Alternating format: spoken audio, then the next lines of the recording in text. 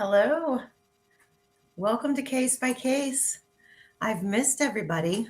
Still waiting on Quester to join. How is everybody doing? It has been a long 2 weeks, that's for sure. Hi, Critical Thinker. Hi, Streets.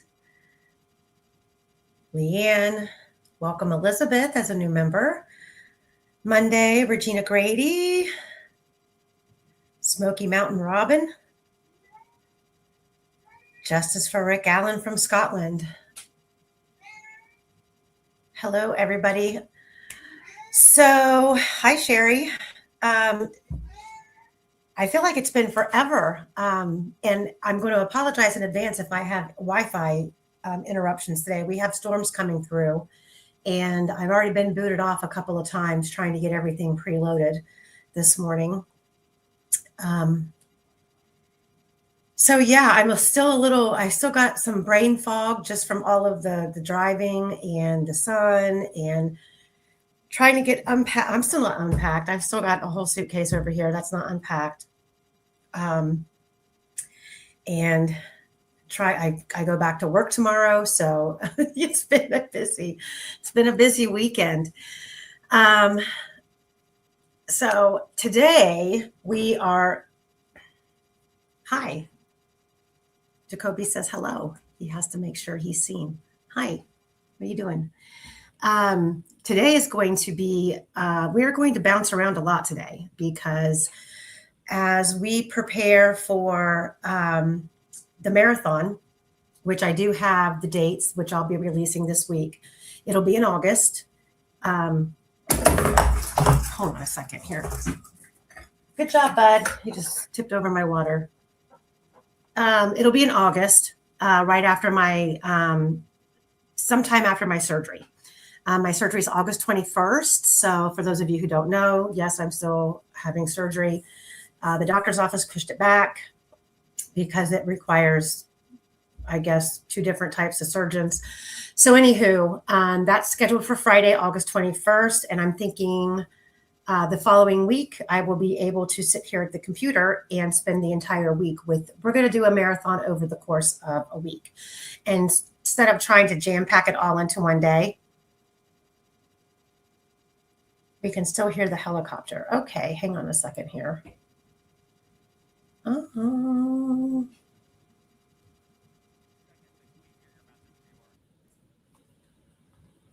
Let me do this here.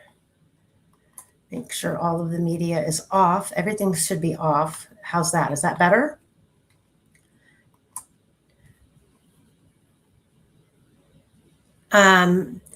Yeah, well, there's been some shit talking, of course, because everybody seems to be more worried about what I'm doing than worrying about their own damn selves. But the fact of the matter is when you have your shit together, you book a holiday vacation about a year in advance. And when you have a big girl job, like I do, you also have to put in vacation a year in advance. And then you have to wait for it to get approved. And once you get it approved, then you can actually book your vacation. We book a year in advance.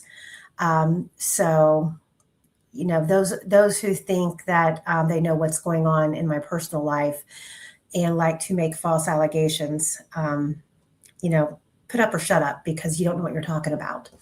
I have posted the link in the chat for those of you who requested free Rick Allen t-shirts. I had numerous people contact me wanting me to organize some sort of a rally or a protest during oral arguments. I did not think that was a great idea because it is the appellate court and I didn't want to rub them the wrong way. So I did put together some t-shirts. The profit margin is about $2 a t-shirt, which so far I haven't even been able to look and see what is there. I'm going to use it to purchase myself a t-shirt because I did pay for the artwork. So there it is. Hey, Michael. Anywho, Yeah, so today we are going to jump around. I'm waiting for Quester here. And the reason we're going to jump around is because we have begun, or I have begun, putting together the marathon. And the marathon is going to serve one major purpose. And that is we're going to take sections of this case that we feel where the state has lied, where the state failed to prove their timeline, all of the things that we've discussed in the last 50 episodes of The Vault, we are going to take chunk by chunk by chunk and put that in order. I do hope to have some special guests on during that week. And what we've been doing is been going back through all of the research that we have. You would not believe, and I'm going to go over some of that with you today. That's why we're going to bounce around. These are what I would call loose ends that when we get to the week of the marathon, we're going to tie everything together. So that's kind of why we're doing this today, instead of going with our usual format of one particular topic or two. We're going to kind of bounce around. So we're just going to sit here and chat for a little bit until Quester pops on. Let me double check.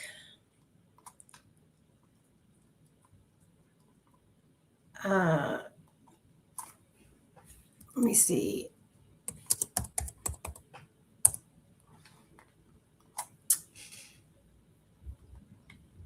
So anyone in the chat, do you guys have anything that you want us to talk about or bring up today? Like I said, it's going to be kind of an open format, open discussion. I've got quite a bit uploaded already, and we're going to, pull up whatever we have to based on how the conversation goes. And in the meantime, instead of chatting, let's do this. Let's take a listen to Taupe Lesenby, okay? Can we do that? We all love Taupe, right?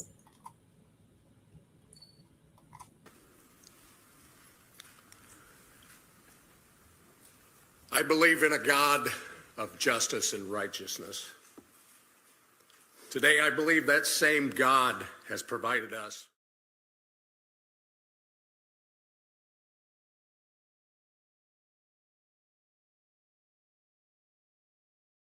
During the search, the sheriff directed people away. Let's read that again.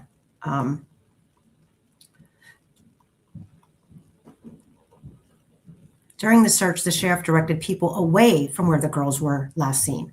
Said he had dogs. This was not a crime scene. Just two teens were missing. To keep everybody out of that general area until the dog search teams get there. I've got one coming on the way. How fast is it for me to tell them to get you here? But I'm being told if you go under the old highway, if you go under the railroad bridge. Do you have regrets about anything that you've done or not done in this case up to this point? I think we all do. Personally, for me, yes. There were some avenues we looked at and decided, and one of those was actually bringing in a canine bloodhound unit and we actually, honestly, we had them on their way. They were coming from Missouri, and once the girls were located, then we contacted those representatives and told them, okay, respectfully, we don't need you any longer because we've located them.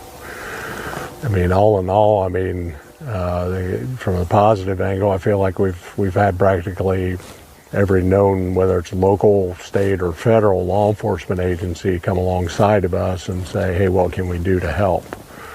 Resource-wise, I guess my point is, resource-wise, we had the resources, and still do have the resources available to us to come on board. The one thing that still, and I'm not real sure if they could have done anything else, even though we located the girls, but the one thing we could have potentially maybe had the canines continue, and there could have been other things they could have played a role in, but Like maybe tracking where he went? Right. Yeah. Other than that, I'm human and I make mistakes and I'll continue to make them. I don't know what else there could be brought up. Within about a 3-mile radius. Kind of have any further for there. They're going to try to get a hold of the dog search team, and then I'll need you to direct the dog search team once they get them to you.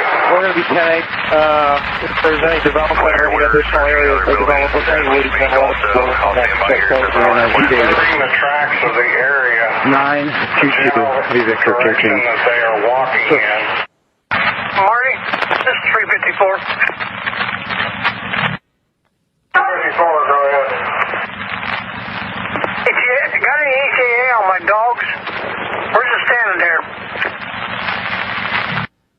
I'm still waiting to hear back from uptown. Supposed to be on the way. Sheriff was supposed to call me back as soon as he gets. The 179-600.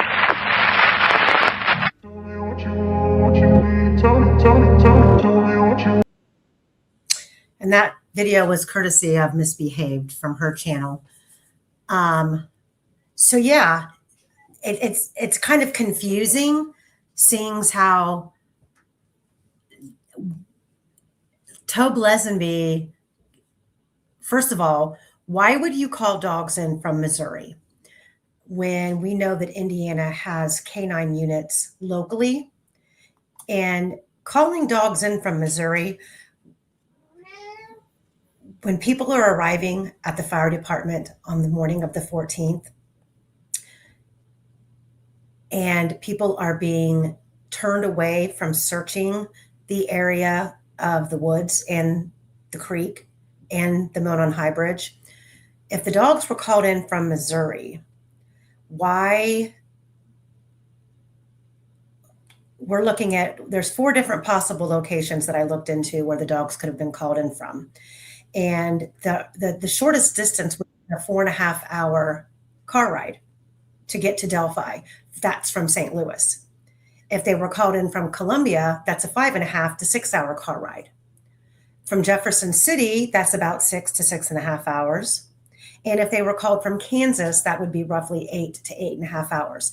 So they were willing to keep the one location that the girls were last seen, where they had set up all of these perimeters around the area that you can see in the helicopter footage, all of the areas that were blocked off.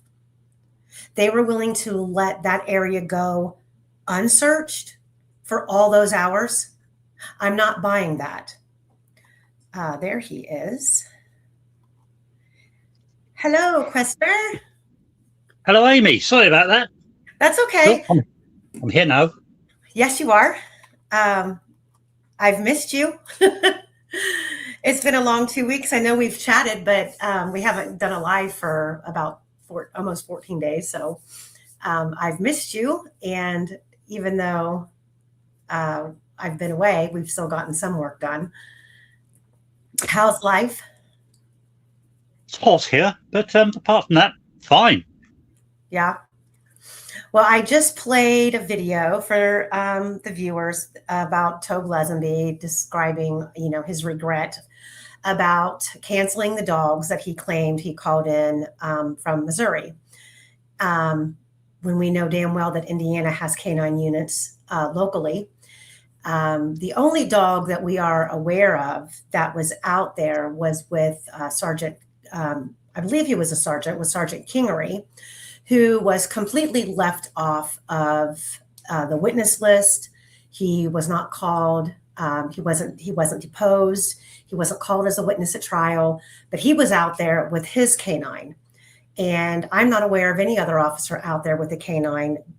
And I believe it was, WRTV, or it's a news network, who claimed the dogs were canceled the night of the 13th.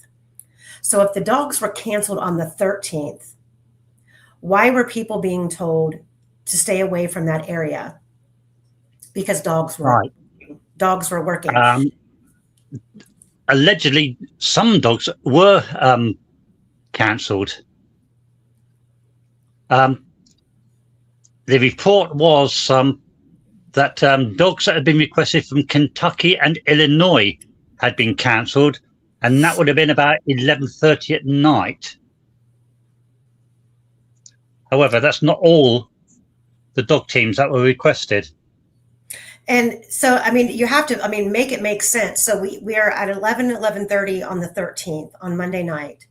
They called off the search and they canceled the dogs, only to turn back around, knowing the search was going to resume on Tuesday morning, to only turn back around again on Tuesday morning and request dogs from even further away. Apparently so. That makes absolutely no sense. None whatsoever. So this is another topic that we're going to kind of put more together for you guys during the marathon. We do have, I'm going to pop these up here. We're not going to go over them today, but we've already gone over these once. This is the full transcribed audio scanner from the morning of the 14th. And we believe within this document, these transcribed scanner audio documents, we can prove that from day one of this investigation, let's just call February 14th, day one, from when the girls were found, the state began to lie. They lied about what time the girls were found. Don't ask me why they would feel the need to do that, because I don't have an answer. I don't even have a theory behind why they would lie about what time the girls were found, but they did. And I believe that we have enough evidence now to prove it. Quester? I think there's enough evidence to say that you cannot deny they found them earlier. Their own words on scanner are beyond debate. And then you add in the helicopter shots and what was happening at the time, it shows it as well. Yep. Yeah. And Mary Beth has a quick question about Kelsey losing her phone on the 13th. That is correct. Kelsey claimed she couldn't find her phone when she went into, I believe it was the fire department. And police department. The police department, right. And she was using Bree Wilbur's phone to sit and access all of Libby's social media. And there's some information that over the last couple of weeks, I haven't been able to go through it all and compile it in a presentable format, or if I'm even going to be permitted to present certain things. But it has been brought to my attention that the actual iPad possibly belonged to the Delphi school system. And the iPad was able to be unlocked by the school technician by providing and looking up the password for that iPad. So that is something kind of new that I hadn't heard before. I always thought it was a regular iPad that Libby had. There's a possibility that it belonged to the school. So I don't know exactly what type of social media a student can actually access on a school-owned device. I don't know. So that's going to be something that I'm going to have to look into a little bit more when I get done going through some of the reports that I have. So let's, before we get into a lot of this stuff here, let's take a listen to an interview. Yeah, Mary Beth. Yeah, I don't think it was. I don't think it was family members. I think it was just Kelsey who had the passwords for Libby's social media. Which, I mean, stop and think about that. I mean, we are fully aware of all of the different apps that Abby or that Libby was accessing. You know, what was it? Monkey, Snapchat, Facebook, email, Instagram. I think there was one app. I think was it called House Party, iMessenger.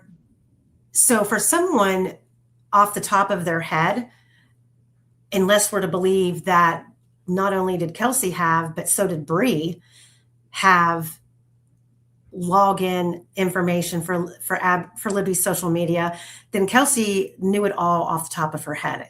And that to me is kind of bizarre because I feel like young teenage girls are very private with their social media, their private personal messages going back and forth, especially with boys.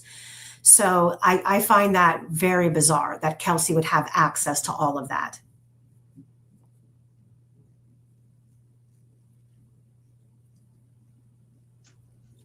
Yeah, so far I've found 1, 2, 3, 4, 5, 6, 7, 8, 9, 10, 11, 12 accounts Libby had on social media of different types. And I'm assuming there's probably more passwords. I mean, they're not all the same password to access each one of those apps, I'm sure. I'd be surprised if it was. Yeah, because usually different apps require, some, require an uppercase, lowercase, a number, special character, or no special characters. It has to be a certain number of characters. So I'm sure they weren't all the same. And just the fact that Libby had done that factory reset also is interesting because how would Kelsey know verbatim what apps Libby had actually reloaded on her phone? Because it does not appear that there was a backup, and nobody would factory reset their phone. And then I can't imagine you would do that because your phone is glitching because you've used up all your storage, or you've downloaded something that's, corrupt, and it's causing your device to lag. And the Patties used the word Libby's phone was glitching. So she did a factory reset. And I believe that she reloaded specific apps instead of just doing a whole factory reset. In fact, when you look at the exhibits in the photographs taken of her phone, she doesn't even have Snapchat as an icon loaded on her home screen. So I found that strange as well, because then how was she accessing it? I mean, that would be an extra couple of steps that she would have to go through instead of just hitting the icon on the home screen and opening up the app. So there's a lot about this phone data that I believe was kept out of the public's eye, kept out of the reports. And it's going to take an expert to go through the thousands of pages of these extractions to determine what's been hidden, what's been overlooked. And we know now for a fact that there were things in the data that were deleted. And then we also know the phone was given back to the Patties for an extended period of time. That right there should have made the phone and the extractions irrelevant. They could have argued to exclude that information, because you don't give a piece of evidence back to the family and then retrieve it back again, and it's still considered a valuable piece of evidence. That is the most bizarre thing I have ever heard. And nobody blinked an eye in this case.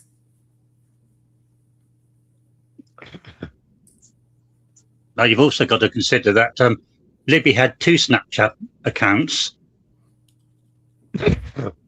One of them called Bob Shoed, which is absolutely nothing like her name. So it's obviously one she was using as an alt, basically.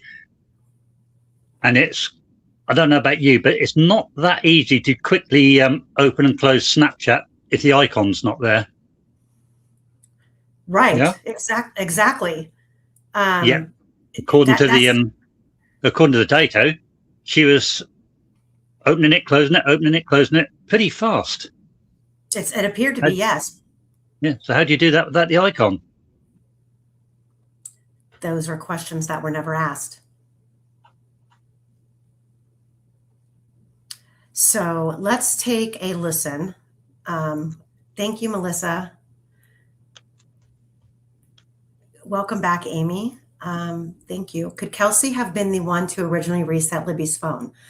From my understanding, it was Tara who helped Libby reset her phone. Yeah. That was the factory reset. But as far as who reinstalled what on the phone, we don't really know, other than we know that based on the photos of the home screen, there weren't app icons reloaded on the phone. It looked like a factory reset phone. And we also know that, well, maybe I shouldn't say that. I'm not going to say that. I don't know if I have permission to say that. So sorry, guys. Anywho, since we're going to be kind of on these topics of the lies,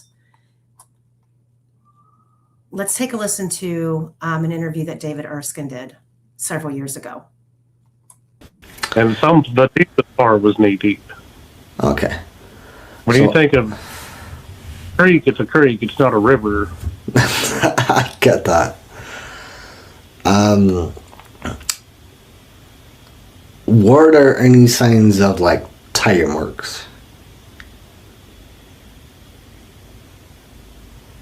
Where? Where? Good, good one.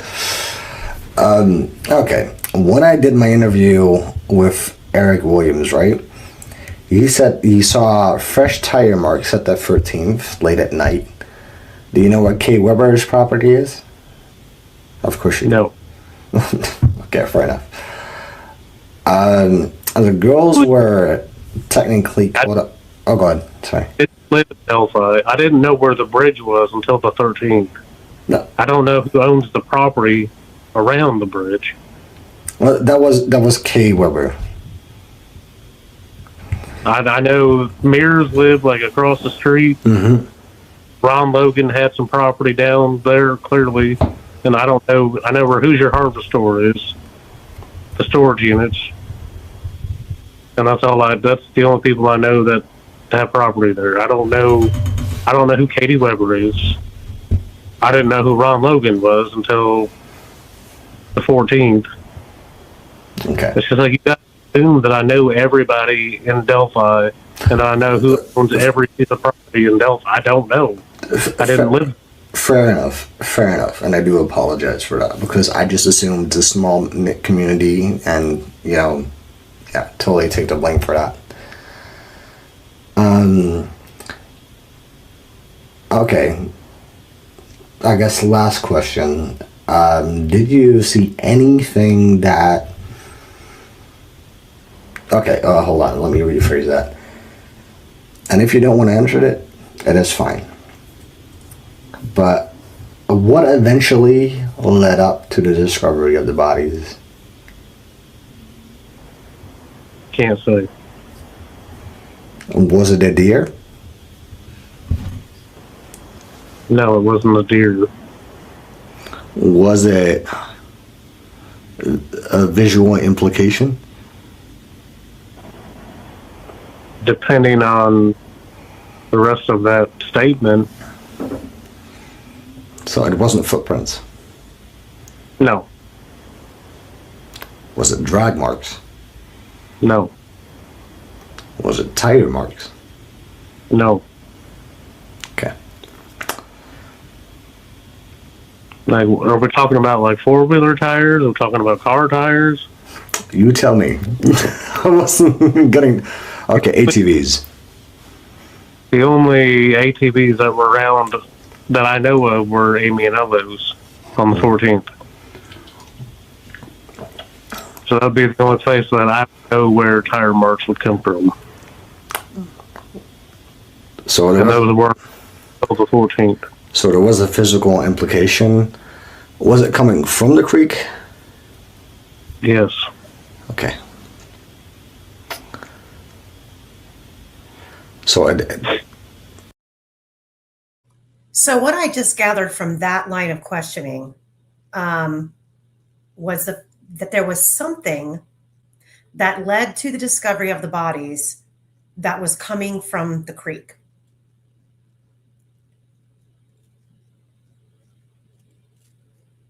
That's what I just took from that.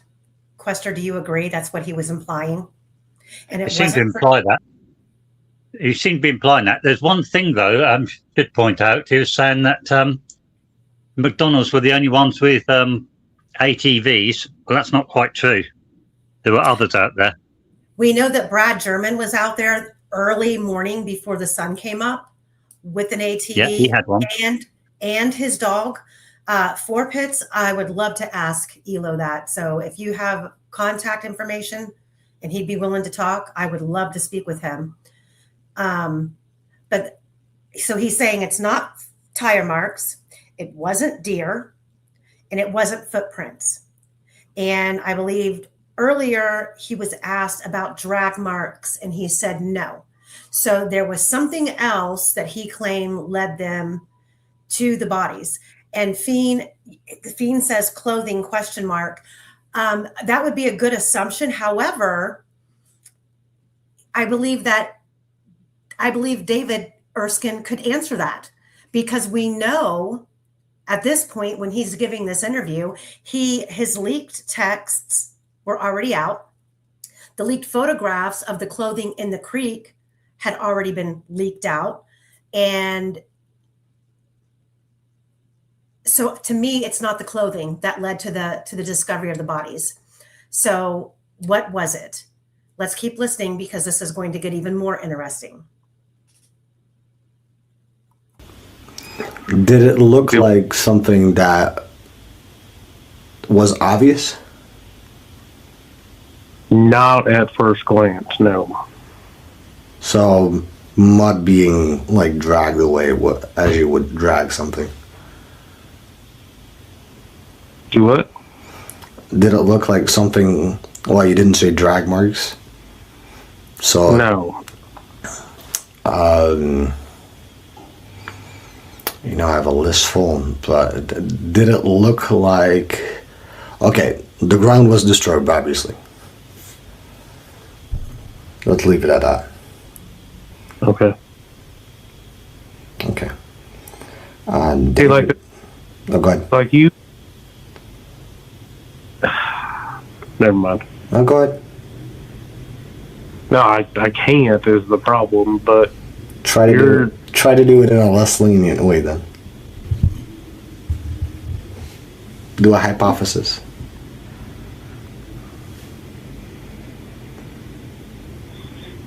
no, I can't. But I don't know what you're implementing, but it's not even remotely close to what happened. Or how it came about. Like, this is the first I've ever heard about in fucking 6 years now. Or any kind of drag marks, or I just learned about the fucking marking on the tree a couple weeks ago. That is completely irrelevant. Yeah, I don't think it's relevant as well. You have this entire theory with Odinism. I wouldn't even bother looking into it. No, that shit just blows my mind. Like, that doesn't even make any kind of sense. Welcome to the club.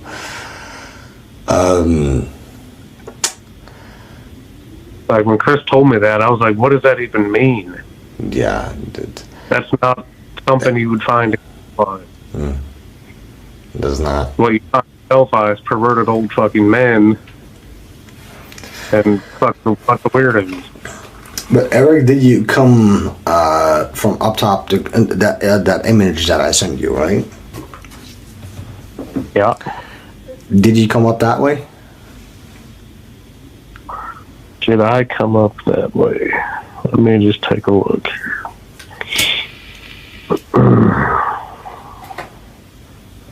God damn, Anna, didn't she? What? I said Anna got fat, didn't she? Not gonna comment. All right. Which one am I looking at here? The one The where, first with the weeds, you know, like the weeds are really flat and it looks like somebody got drug over there. with some dude in a blue shirt and khaki pants? Yeah. I mean, I don't know if somebody or something got drug over that, but that's not even the correct spot. I was just getting ready to say that. Where that detective is standing on that ridge, that's not, the crime scene is not directly behind him. That ridge, the height of that ridge is nothing like what's in front of the crime scene. It is not even a 2-foot step down from the land down to the creek in front of the crime scene. That had to be further west from the crime scene where that detective was standing on that ledge there. Isn't it? Is that supposed to be the bank going into the creek?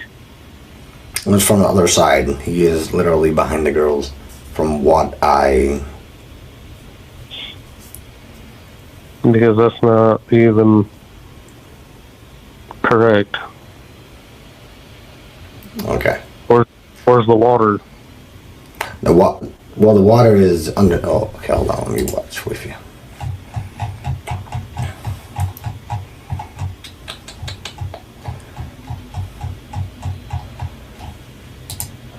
Well, the water is underneath there. You know, like, I talked to this photographer, Jake Alkiner. He was across from, he was like at the, where the alleged down the hill happened, like at that side. So from the bridge side, that's where he was at. When you cross the bridge, you go down an embankment, kind of like a hill, to a driveway. Mm-hmm. To the left, the water does like a horseshoe, like the creek like goes around the bend and then comes directly back right next to, there's like a little island in the middle. Yeah. So where is this in I got that for you, my man.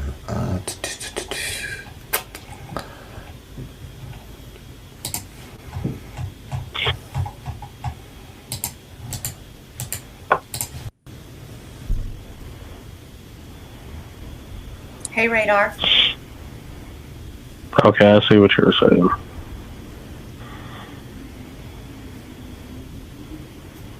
And you're asking if this looks like something was drug up there? If you went up there on that spot, or did you go up on the other side? You needed to wait, right? Did you ever come close to the bodies? I was 20 foot away from them. Mm-hmm. So that is it. You weren't allowed up there. See, I'm not answering that, but that is not 100% correct either. Mm-hmm. So you wanted to. Okay. No, I didn't want to. What I wanted to do was make sure somebody from law enforcement came to the area that I was at to secure the area that I was at. Did you use the scanner? What do you mean a scanner? Did you have like a scanner on you that recorded that? I had a department issued radio, fire department. Okay. Because that got recorded. That got recorded? We found girls' clothes underneath the creek. Well, that's not true either, because I didn't say that on the... Well, I'm not saying law enforcement didn't. All I'm saying is I did not. You did not? Okay. What I did was contacted Carroll County 911 via radio and told them to call me on my cell phone. And then I gave them directions and coordinates. So the interviewer on this, I thought his name was, I believe, is something along the lines of Neverless. I don't think it's Little Frank. I don't know. I could be wrong.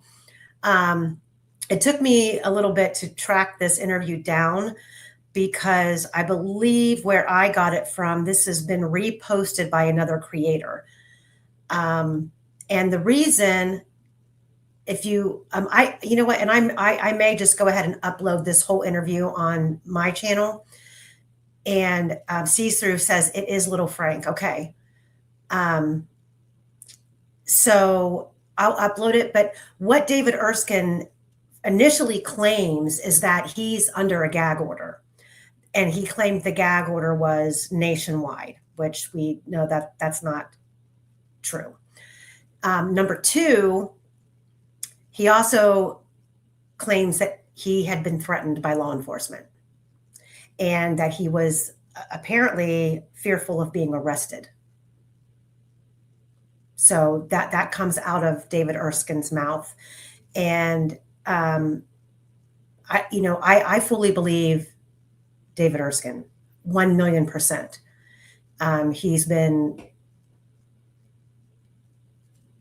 He has been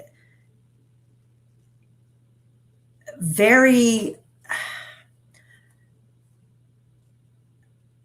he's taken a lot of risks by speaking about this and telling, even though it's in pieces and parts, he's given us the information that backs up all of the scanner, all of the movements on the 14th, and all of the reporting that we've compiled that says the girls were found much earlier. And I'm talking hours earlier. And he's going to get into that. Yeah, I agree. The questions on here should have been a lot more.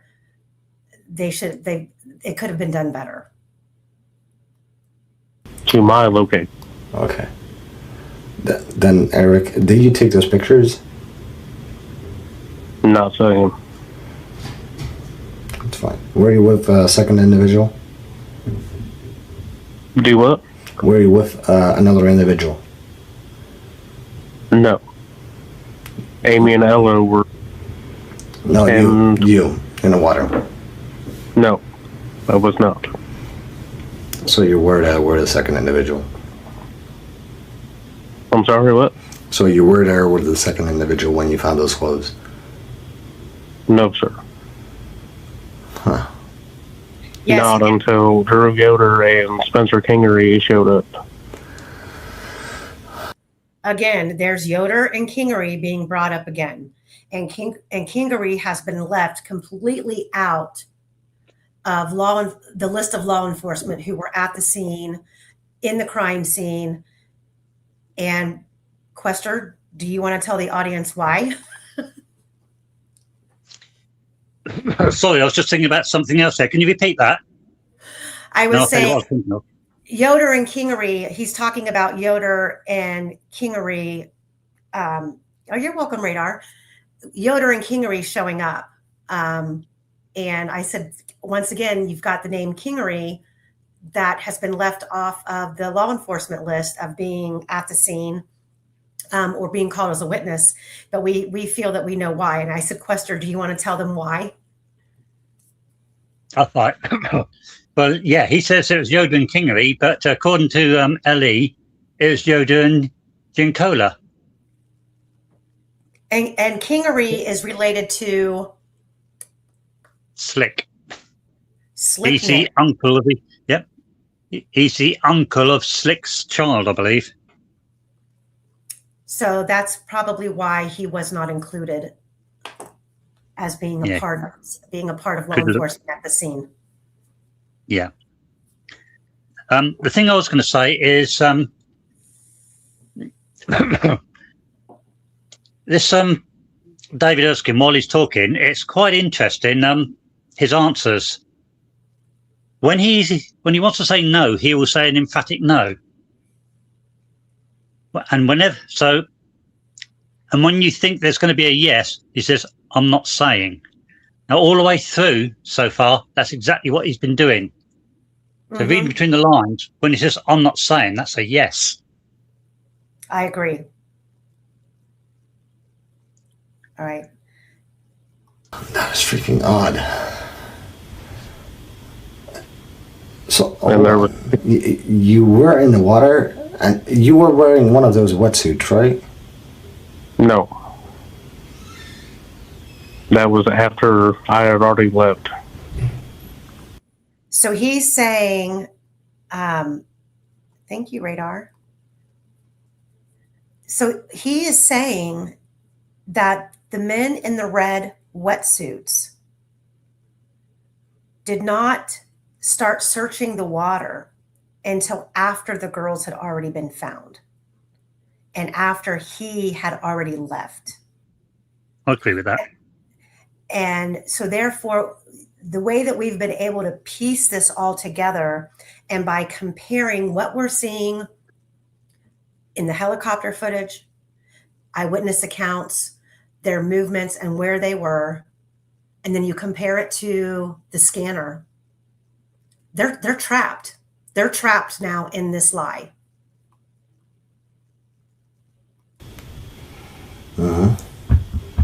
When I got relieved by Drew Yoder and Spencer Kingery, I walked up the hill and left the scene immediately. So, goddamn it, David, that was way earlier. What was way earlier? Becky said to me that she got the phone call at 11:30, and they said to me, Elva McDonald took that image of the clothing at 1:13 or 11:13. That can't be possible. If he found the bodies, how in the world did he then find the clothes as well? Unless you need to tell him. I don't remember an exact time, but it was early than 11:14. It was earlier, right? It was closer to between 9:45 and 10:30. I figured. Because that's why I was saying. When you kept saying something about helicopter footage and caution tape, well, I'm just like, well, no shit, because it's fact. But it didn't make sense. Because you were there. Okay.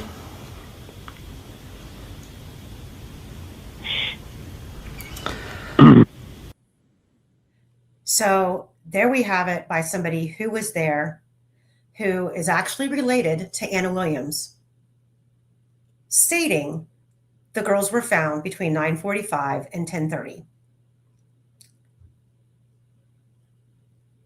So how do we end up with witnesses testifying at trial, family members testifying at trial? Are they all willingly committing perjury? How do you get them all on board to lie?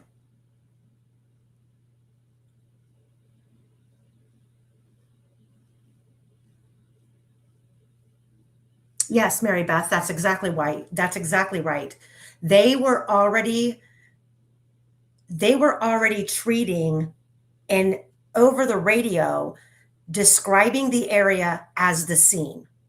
They were already calling in for reinforcements to set up a crime scene command unit right there on 300. Everybody either lied or were manipulated to believe that they had their times inaccurate. How is this possible? And why? Quester, do you have a theory about why we would be lied to about the discovery of the girls? I have two theories, one of which nobody would like. The other one, let's say it gives an innocence to it. that perhaps they didn't want anyone to know while they were busy checking things. But if that were true, there would be no reason to then continue the lie in trial. And that throws me back to the theory that nobody would like.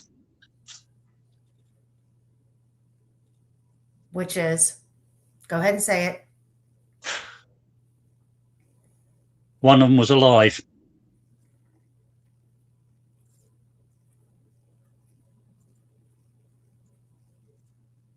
You think that's a possibility? I don't know, but there are indicators that would support that theory. And it's a wide out there theory, but there are indicators.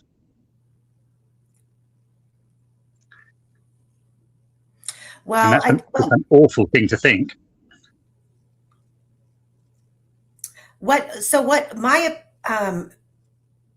Hey, Big J. Hey, Steve.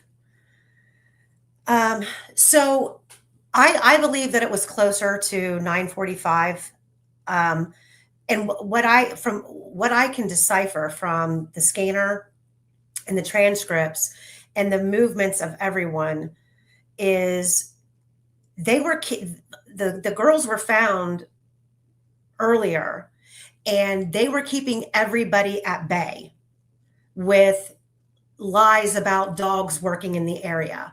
But yet they were stacking units all around that area while keeping searchers out. And then all of a sudden, it was like law enforcement disappeared from the area and searchers were not prevented from going in. So maybe, is it possible, for example, Pat Brown and what's the guy's name that they walked from Riley Park. His wife worked for Becky Patty. I can't think of his name off the top of Shane Hay. Jake Johns. Yes. Is it possible that they didn't realize that they were walking into an already known crime scene area and being basically set up to find the girls? Is that possible? Because that to me seems more of an easier pill to swallow from the outside looking in about how this could get pulled off, that they were bamboozled into thinking, oh, look, we found clothes in the creek. But we know no one saw those clothes on the 13th. And there were people out there looking. And there was even an officer who he said, about 30 minutes walking the creek line right there under the bridge by the private drive on the evening of the 13th. So, this is another part of this case where it sounds almost impossible for them to pull it off, but they did.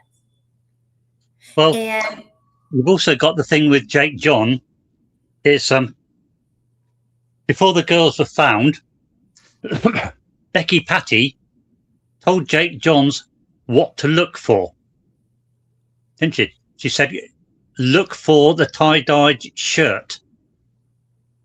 She didn't say, look for a girl wearing one. She said, look for a tie-dyed shirt.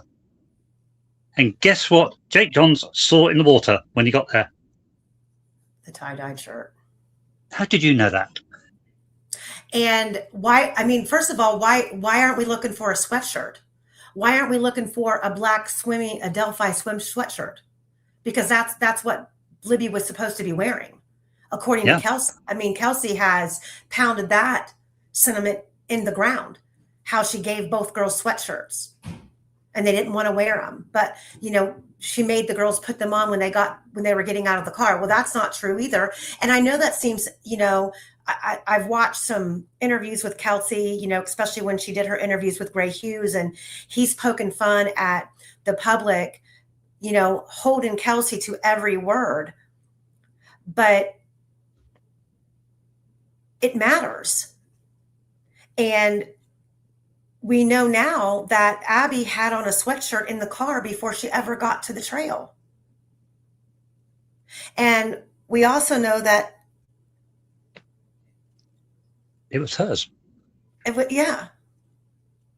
So I mean, and another thing that I want to say that is kind of off topic, but it falls into the line of there are things that maybe I'll be able to discuss during the marathon. I'm going to have to go down a list of things that I need to get permission, because I'm hoping during the marathon we'll be able to release some bombshells. But I know for a fact that certain law enforcement in the department, in the Carroll County Sheriff's Department, who were investigating this case, who were kept completely in the dark about certain evidence. And that includes the hair around Abby's finger.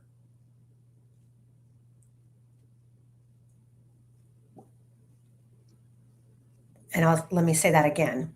Investigators working the case out of their own mouths said they were never told about the hair in Abby's hand.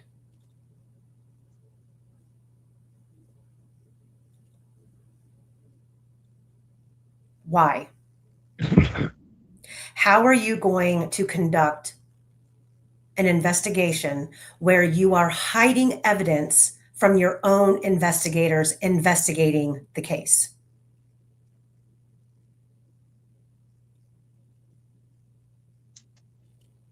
That does not make sense. And let me say it again. I believe there are public officials and law enforcement on this case who are on the take, who cannot arrest or publicly state what actually happened to Abby and Libby because of self-preservation. Because of the people who did this are arrested, they have a shit ton of dirt on law enforcement. That would keep the secrets secret, in my opinion. People will keep their mouths shut if they think, if I say nothing and do nothing and no one knows, I'll be okay. I'll be safe.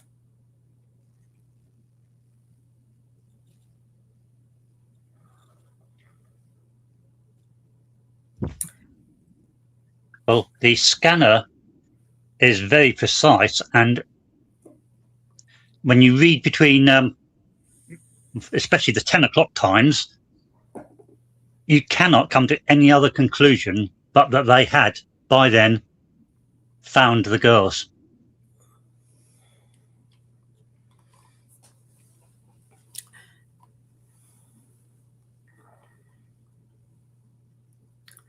So some of these times at 10:11 a.m., Medic 3 to attend an older person who is having chest pains.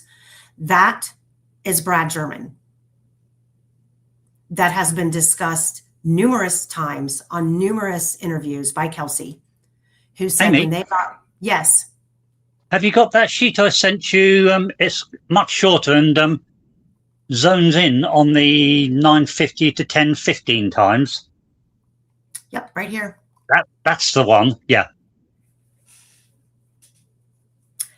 9:56, discuss Medic 3 on scanner, told to contact M. Webb. 10 a.m. and 9 seconds, scanner 79 to 601, 79 to 602. When I left that group, I was already dressed out and came up closer to the scene. That's at 10 a.m. What are they referring to the scene? What is the scene? The scene is the crime scene.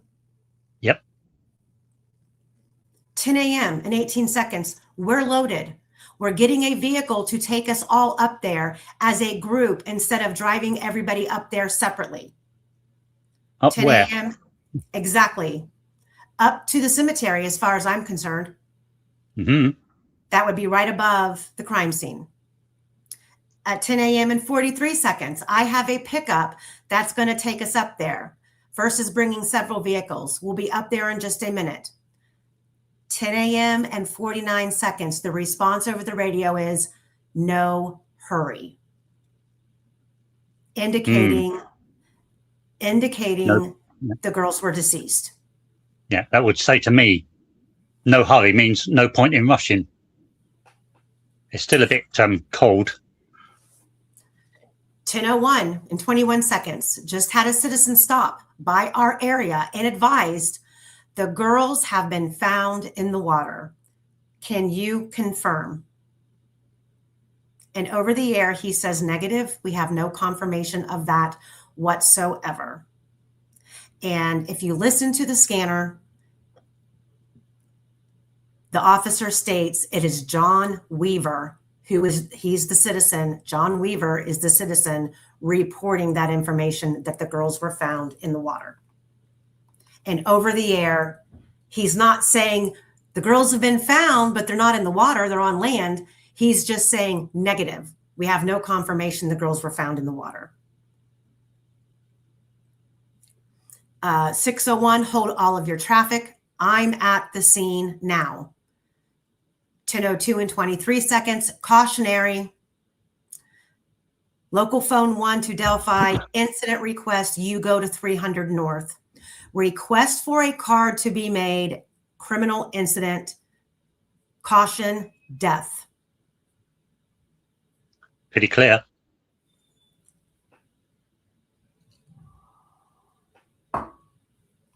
Unless we know of anybody else there who died in a criminal incident, it's pretty clear.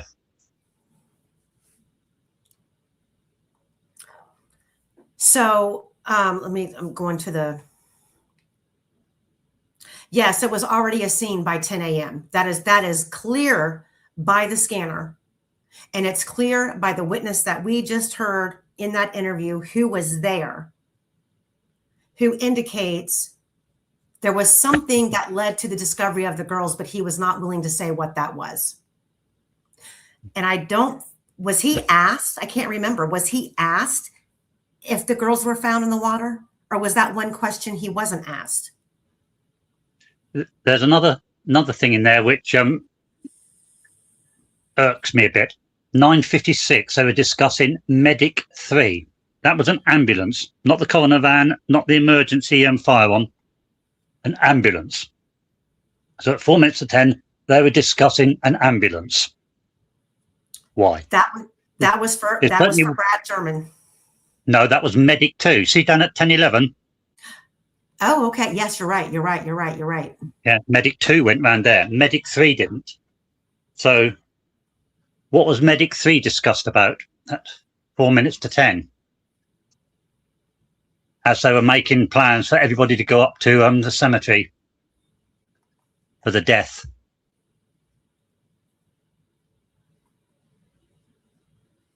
You don't send an ambulance to dead. You send the coroner. Yeah? Mm-hmm. Guys, I believe the scanner transcripts I have posted in the Facebook group under files, which are all of these that I'm showing on the screen right now. These are the transcribed scanner timestamps and audio. And I had it transcribed 3 different ways and it all came out the same, basically. I mean, a couple of words were jumbled here and there, but as far as the time, and it's taken a long time because, for one, as a former dispatcher, I know how crime scenes work, and I know that there's what we're seeing here on these transcripts. There was a lot more going on what they call back channels. They will not tie up the main air with instructions, communications, requests for equipment, evidence discussion. They won't tie up the main air. So what we have here is basically a brief overview, but it's enough to paint the picture of what was transpiring and at what time that day. Then you take that, and we've had to compare it to interviews and podcasts and people giving their eyewitness accounts about where they were. And then we've had to line all of these things up to make it all make sense. And the fact that they would lie about when the girls were found is shocking.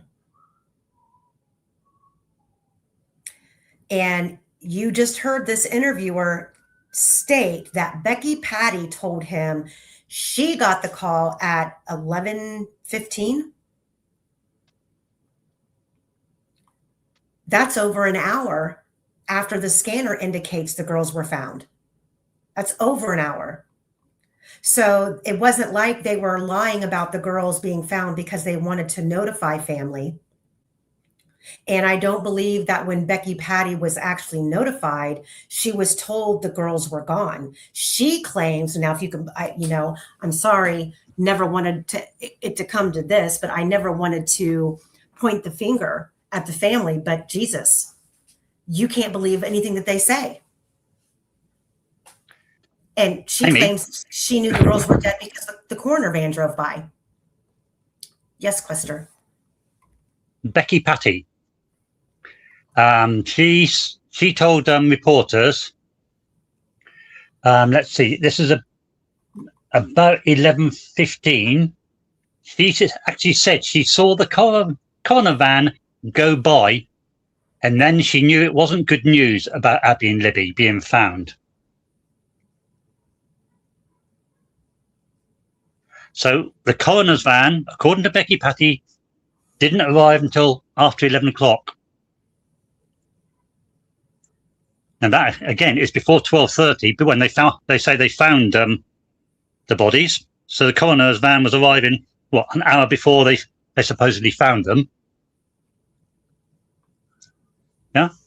Mm-hmm. And the coroner's van certainly wasn't medic 2 or 3 because they were already there. And I would still, I still see red flags about the handling and the decision to send the girls to Terre Haute and use Dr. Core instead of using the Carroll. And I know that it's been stated that the Carroll County coroner was somewhat new. Well, but why Dr. Core? Think about that coroner van. If it arrived at 11:15, what time did they call? Because it came from Terre Haute, did it? I see. I'm still a little confused on that. If it came from Terre Haute or if it was the Carroll County coroner van who transported the bodies to Terre Haute, because I know it's also been stated that that was one of the reasons they weren't able to get a time of death because the girls had been in a cold compartment in the coroner van. I mean, there's so many things that should have been asked at trial or explained at trial that weren't. Well, how long do you reckon it would take to call for the coroner's van and for it to arrive? Roughly half hour?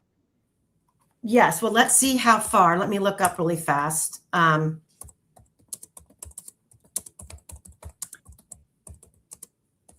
my line of thinking is if it took half an hour from the call to get them to the time it arrived, and it arrived about 11:15, then it was called before 11:15. Okay, so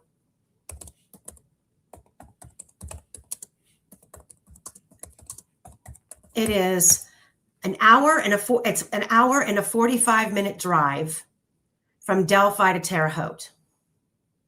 So if it was a Terre Haute, it was called before about 10 o'clock. So Carroll County. So from what I'm reading here in this article that I just pulled up, it claims that the Carroll County Coroner's Office, headed at the time by Jordan Cree, took legal custody of the bodies at the scene in Delphi.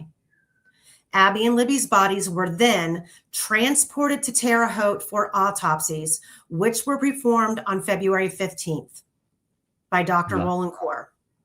So how far away is the Carroll County coroner van?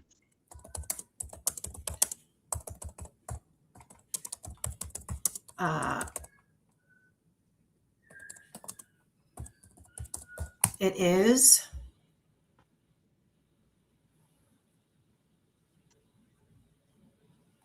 It's at 405 Cottage Street in Delphi, so it's 2.5 to 3 miles by road, so it's a 7 to 10 minute drive. Right. And there's notifications of it. So you're talking 20 to 30 minutes.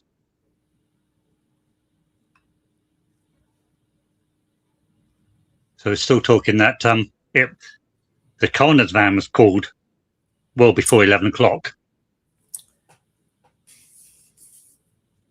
Well, and so Sees Through says there were issues with the fridges at the Delphi morgue, which is why Terre Haute was being used to store bodies for them.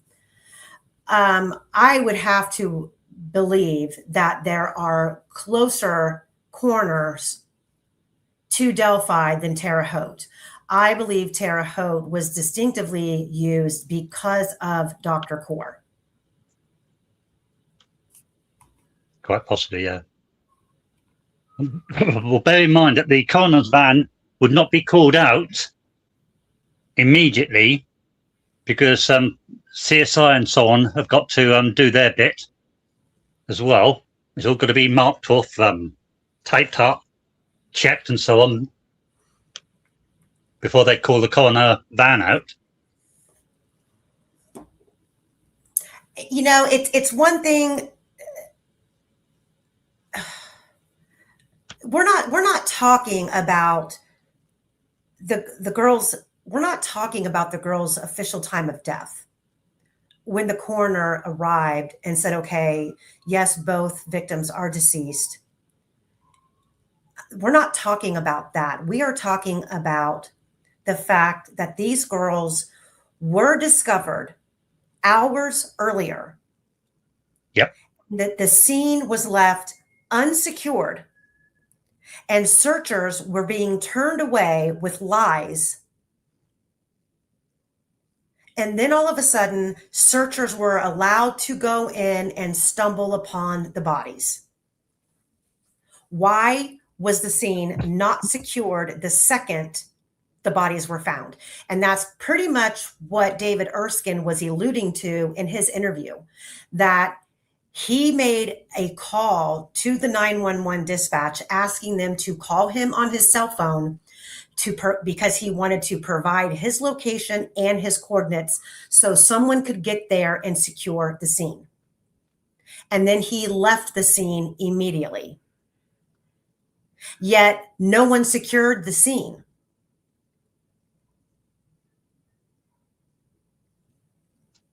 And it's very strange that you've got them all out there telling the searchers, stay away from this area because we don't want to mess it up for the dogs that aren't coming. And then all of a sudden, all the police disappear to allow the searchers through to discover the body. That is extremely weird. That is, go trample through the crime scene.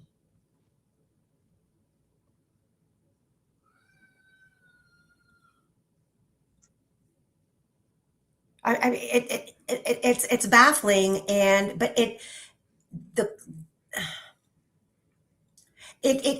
just basically pulled for me when you're talking with people online, in different groups about the case, and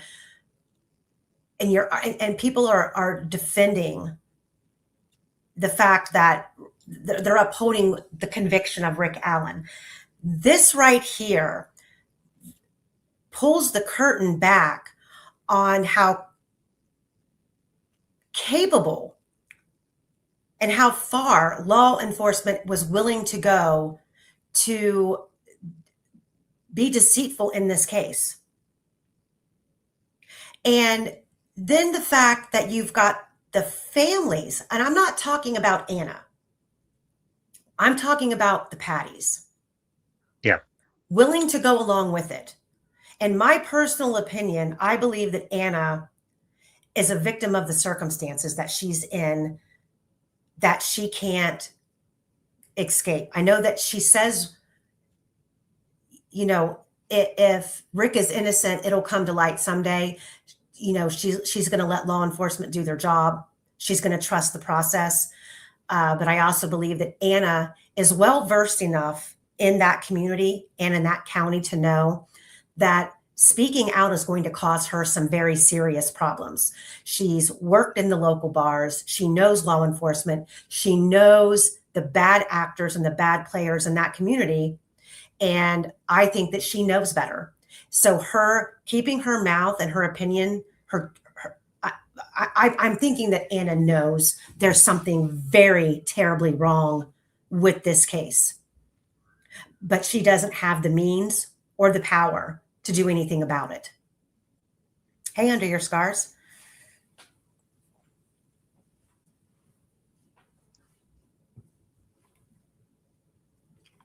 Hey guys, if you haven't already, hit that like button for me, please. And don't forget that after the live, you can hype the video. That helps. But you can see here some of the stuff that's leading to that, the theory that I don't like, that I doubt anybody likes. Which is? It's quite clear that the girls were found before 10 o'clock in the morning. It's quite clear that the searchers were kept well away from them as the police descended on that. It's quite clear that they got an ambulance in for some reason. And it is quite clear shortly after that, the police abandoned the site, scarpered, got out of there and left it open. And that's when the searchers found the bodies. Okay, so let's just, let me see here for,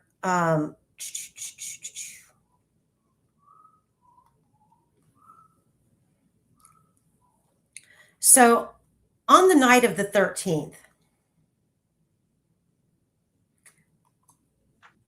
we know that Eric Williams, and for those of you who don't know who he was asked by a family member of Libby's to help search on the night of the 13th. He's done multiple interviews. And based on his recollection, they followed the train tracks that led, they came in from the other side of the trail system, and which led them to the south end of the bridge. So they didn't come in through the regular Freedom Bridge access or Mears access point. They came in from the other side, meaning they more than likely passed Weber's to make it to the south end of the bridge, where he claims he was stopped and told he couldn't cross the bridge. And he basically said, F you, get out of my way. You're not going to tell me I can't cross. He crossed, and he claims that he walked across the bridge to the north end and turned right and went down along the creek's edge. And where this pink line is, this is the route that he walked until he was stopped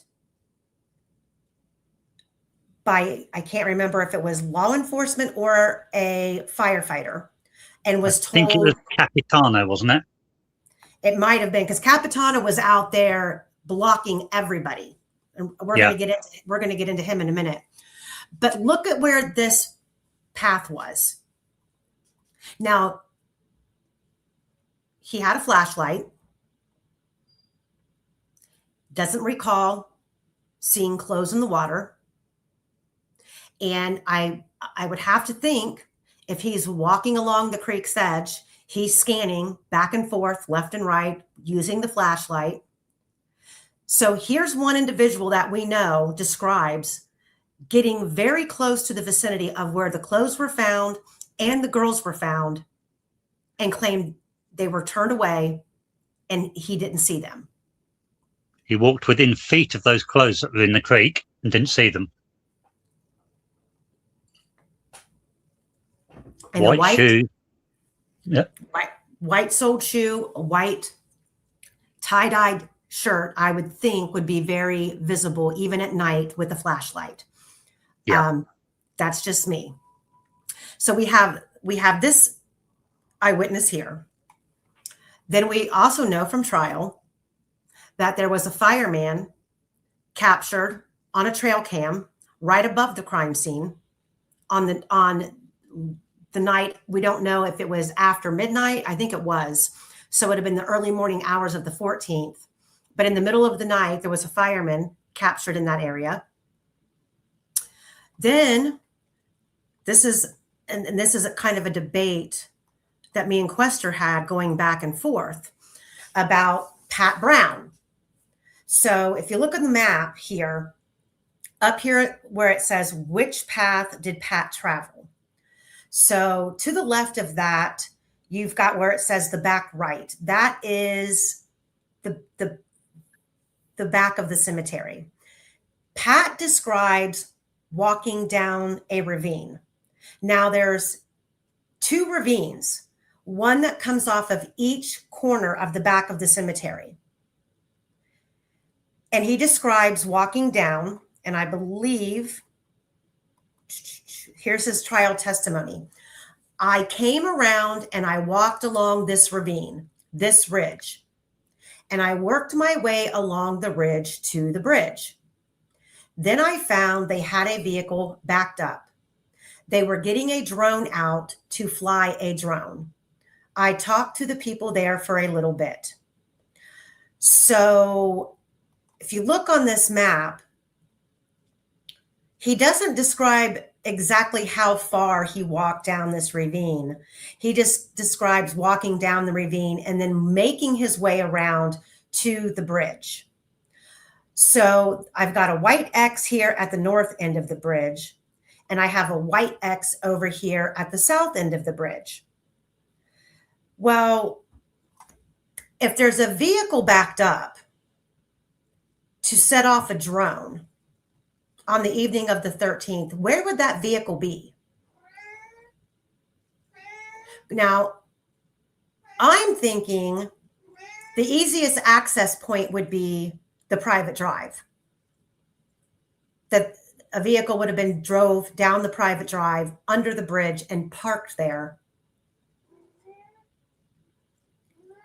Because how would the vehicle get at the north end of the bridge?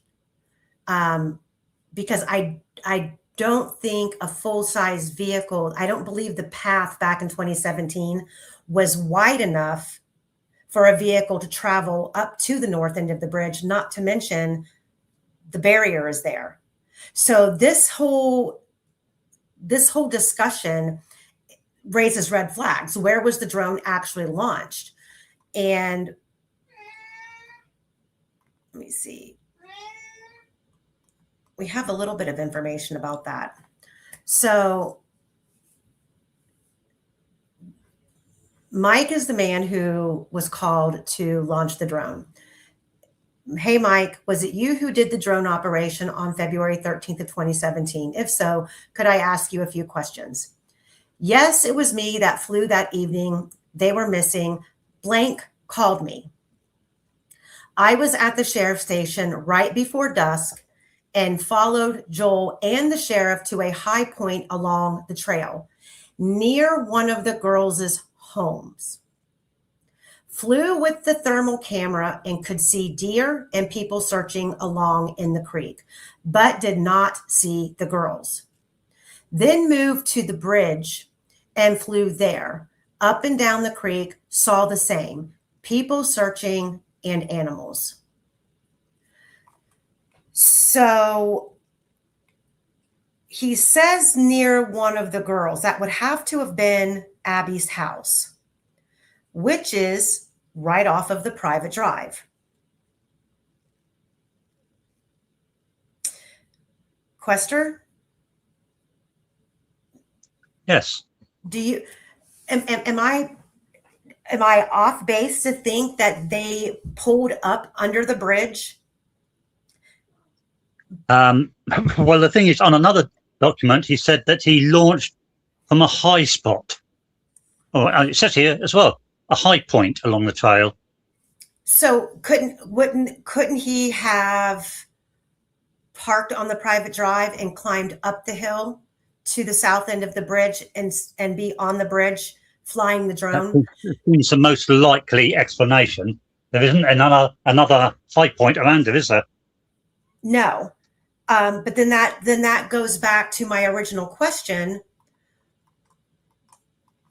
Where did Pat Brown go in order for him to see where the truck was and where they were getting ready to launch the drone at? Because if they were at the south end of the bridge, that means Pat Brown walked from the cemetery down to the creek's edge. You couldn't see, you wouldn't be able to see the south end of the bridge from the creek where Pat Brown says he walked. I believe you can. Yeah? Yes, from the crime scene, you can look over, you can see the private drive. And yeah, but can you see the end of the bridge? South end of the bridge. In February, possibly. Bearing in mind that it's dusk as well.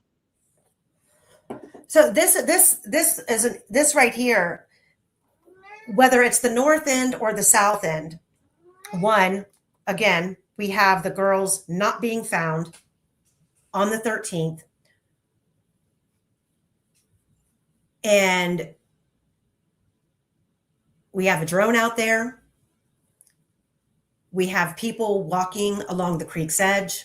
No one finds the clothes. No one sees the girls. I mean, going forward, this is an area of the case that I would have to say needs clarified, because, you know, when we continue to stack the amount of searchers and witnesses that were in the area of where the girls were and they just weren't there, it just goes all, again, proving the girls were not there on the 13th. They were taken somewhere else. And there are plenty of places that they could have been taken that didn't require them to be moved by a vehicle, in my opinion. If you look here on this same map, when I'm asking which path did Pat travel, this right here to the far right, you see it's marked as cellar. Well, when you go back in time on Google Earth to 2017, where you can get the satellite images without all of the trees being full of foliage, you can see clearly there's something there in the woods. That something in 2017 was a cabin. And this cabin is located on the same side as the creek as the Webbers, but further south of Webbers. But locals have also indicated to me that at that same location, there's a cellar. So was this cellar located under the cabin? And if the cabin is no longer there, can you still access this cellar?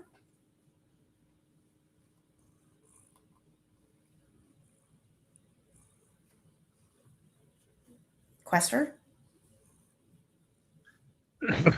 Well, way back in Wild West times, cellars were often a shack that was stuck out in the middle of woodlands and so on, and just covered over.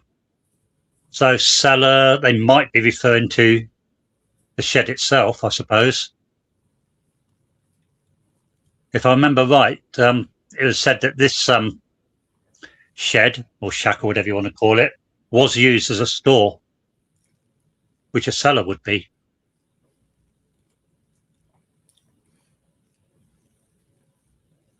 No? Yeah, it's just you know, all of the early accounts in this case of the girls being taken to a barn or a cabin, and you can't disregard any of it when you see all of these lies that have been told. And it really, to me, only says one thing, and that is, this case is much deeper, and it's exactly what we all have thought from day one. There's something being hidden. There's a major reason why, and I think eventually this is all going to catch up with them.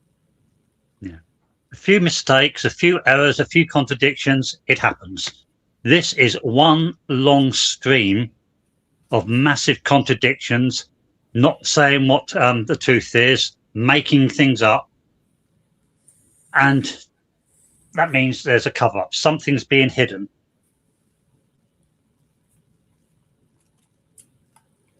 So Radar says Eric Williams mentions his friend driving his pickup to the Monon High Bridge to use his headlights.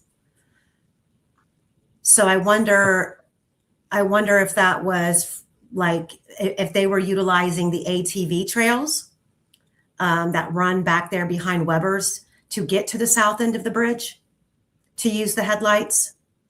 Otherwise, they would have been down on the private drive, because I do remember, I believe Eric Williams did enter that area at the south end of the bridge.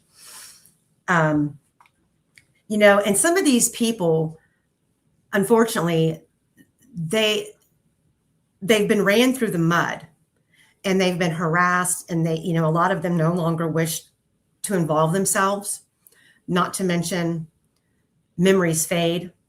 And this is exactly why a post-conviction relief investigation should have already been started. We have witnesses who should have been put on the stand. Prime example, the man who operated the drone. Someone like Eric Williams, who could testify to exactly where he searched on the night of the 13th. There's a lot of things that should have been done that weren't done, that should be done now, and they're not getting done.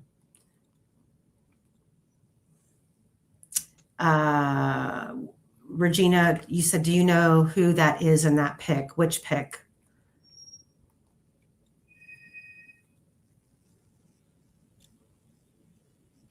I'd assume she's talking about the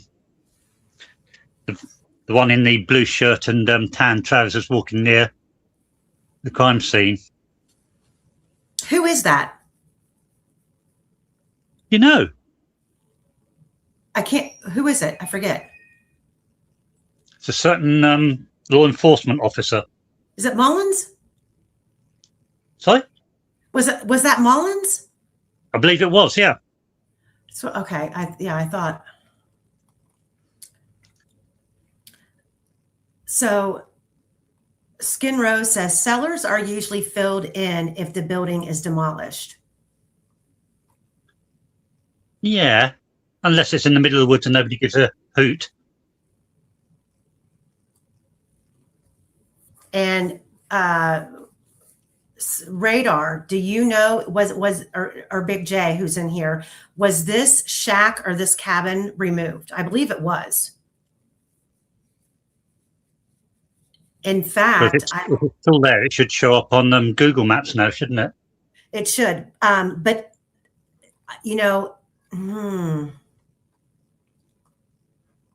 you can't. So, like right now, the only views you can get from the satellite right now have a lot of foliage on the trees. You can't see through to the ground. This is honestly, when you go back in time on the satellite, the clearest view of down to the ground through the woods is in 2017. Everything else seems to be summertime or like early fall. To be honest, this position more suggests to me that it's Hunter's retreat, Hunter's shack, than a storage cellar. But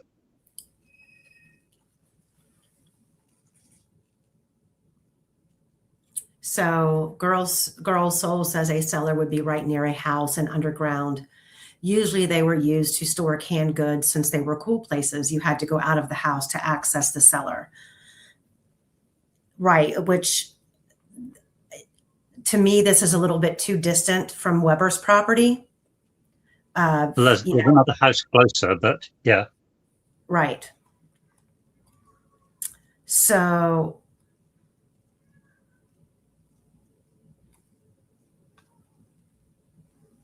in fact, if I remember right, there's a track from that, I'll call it the cellar, from that cellar that comes out near to the other house.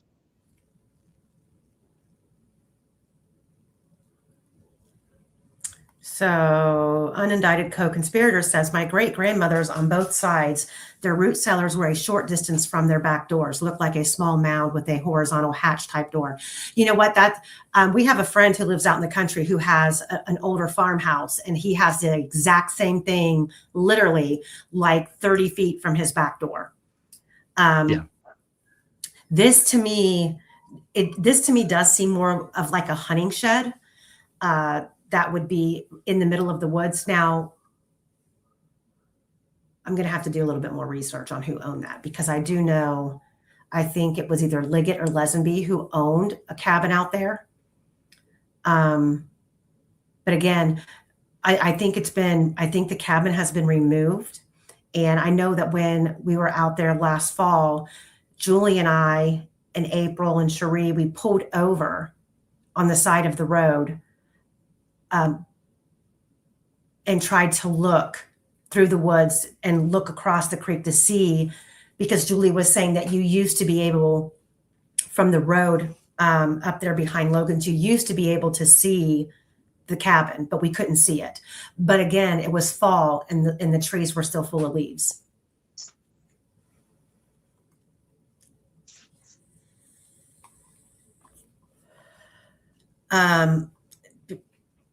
Whose property was that? I'm not sure, Big J. I know I don't, it could be Weber's. Let me, hold on. I do have a file, but I'm being told that it's not completely accurate. Hold on. Let me pull this up. Oh.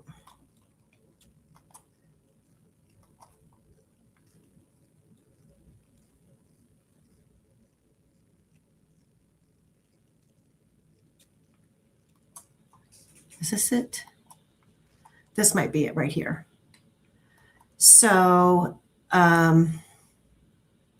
actually looks like it would be Weber.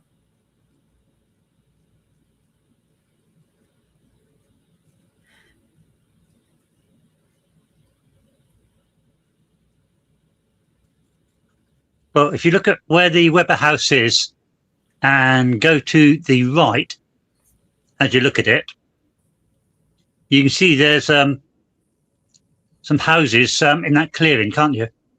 Mm-hmm. And it is up and slightly to the left, near to the creek, that shed, shack, cellar, whatever it is.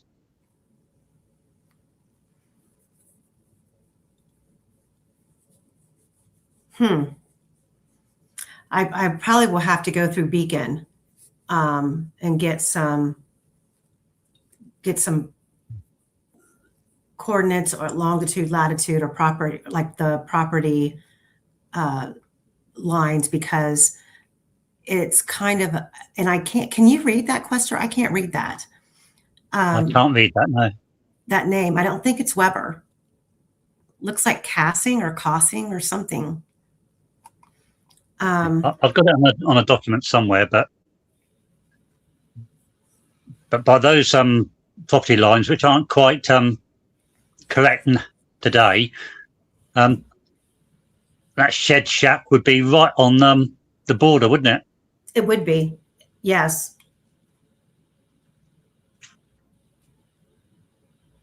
Let me see. Okay, so we've gone over that. Okay, now we're going to bounce over, because I told you guys we were going to bounce around a little bit. just want to get some thoughts, because you guys know that I have been hung up on the group of people that were out there on the bridge between 1:30 and 3 p.m.,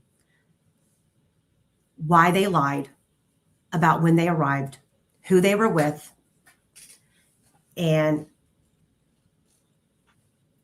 Big J says it should be on Beacon under add-on dwellings, whoever it is. Right.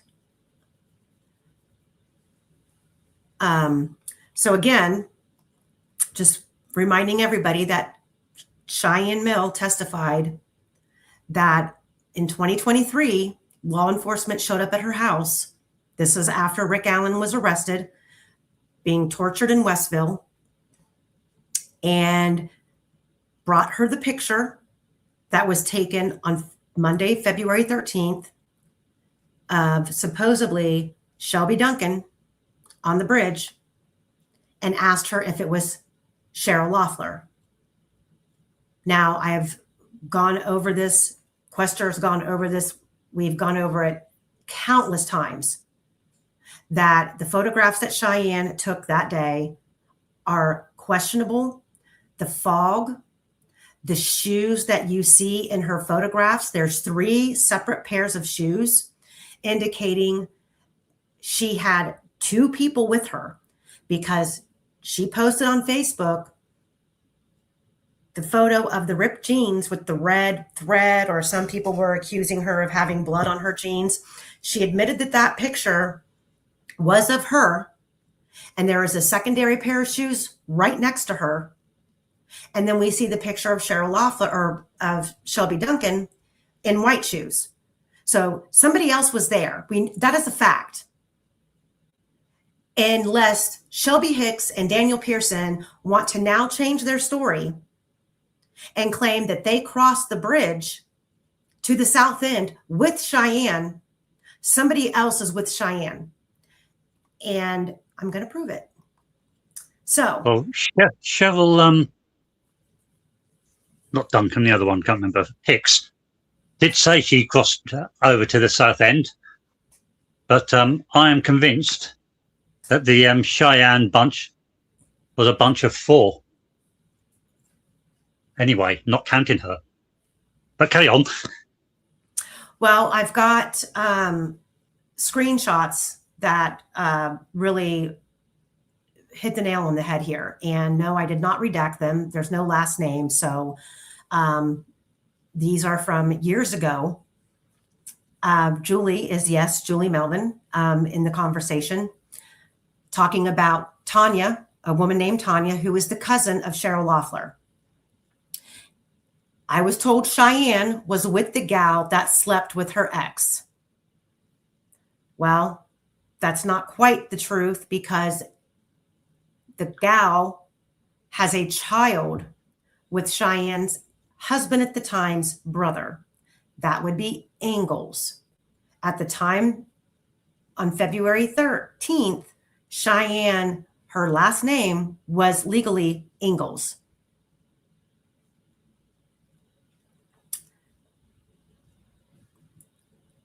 Reportedly, back then, Cheyenne was telling people, she said, my friend Cheryl and I. Cheryl Loeffler is a friend of that guy you mentioned to look at, Julie. Tanya Lynn, who is Cheryl Loeffler's cousin, was asked directly, was Cheryl there with Cheyenne? And Tanya's response was, I promised I wouldn't give details. What does that say? Well, wasn't the same as with David Erskine. Why not just say no if it's a no? People refuse to answer when it's a yes normally. Right. And the reason this matters, I know that people are like, why, Amy, are you still beating a dead horse? Because this horse is not dead. This case is not over. And if this is drug related, then someone needs to explain why all of these people who have all of these ties from the same area are converging on the bridge and lying about who they're with and lying about what time they were there. And then when you look at Cheryl Loeffler, do you see now why law enforcement would be asking Cheyenne, is this photograph of this girl on the bridge Cheryl Loeffler?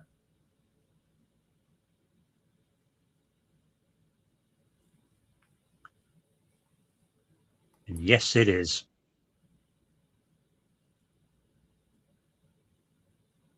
This is a major problem. And we have how many, and I'm sorry, freedom of speech. Cheyenne testified. Cheryl Loeffler's name was stated at trial. Yes, Cheyenne worked in a morgue. She was a mortician at the time. Hey, Nick Starrow. So, we can beat around the bush and say, okay, well, you're doxing. No, I'm not. These people were discussed at trial. And this is why this is a problem. And when we have unidentified female hair at the crime scene that was not tested, and you've got a clump of hair that was found at the north end of the bridge that was collected, what do girls do when they go at each other? They fucking pull hair.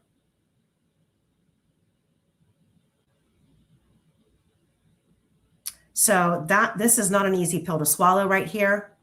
And this needs to be re-looked at. These people all need to be questioned. Why did Shelby Duncan not testify? Why did Daniel Pearson not testify? I mean, these people are literally on the bridge within the window of the abduction, and according to the state, the window of the murder. And two of the supposed four were not called as witnesses. Was Shelby Duncan ever deposed? Did law enforcement just show up at Cheyenne's house in 2023 and take her word for it that was not Cheryl Loeffler in the photograph? Or did they ever contact Cheryl Loeffler directly?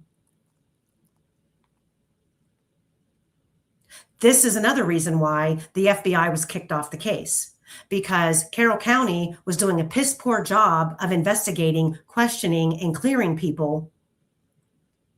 And FBI was going back and having to retrace and redo the interviews because they were doing a shit job. They were doing a shit job.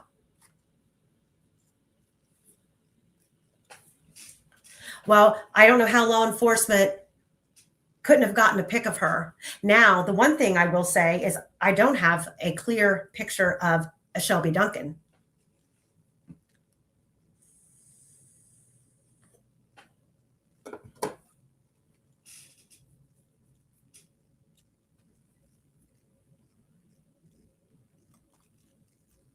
So this is a diagram of the geofence that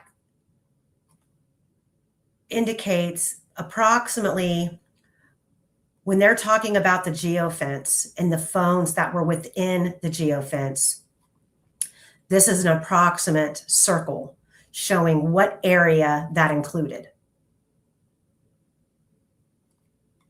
And Quester, I'm going to let you go over this document right here.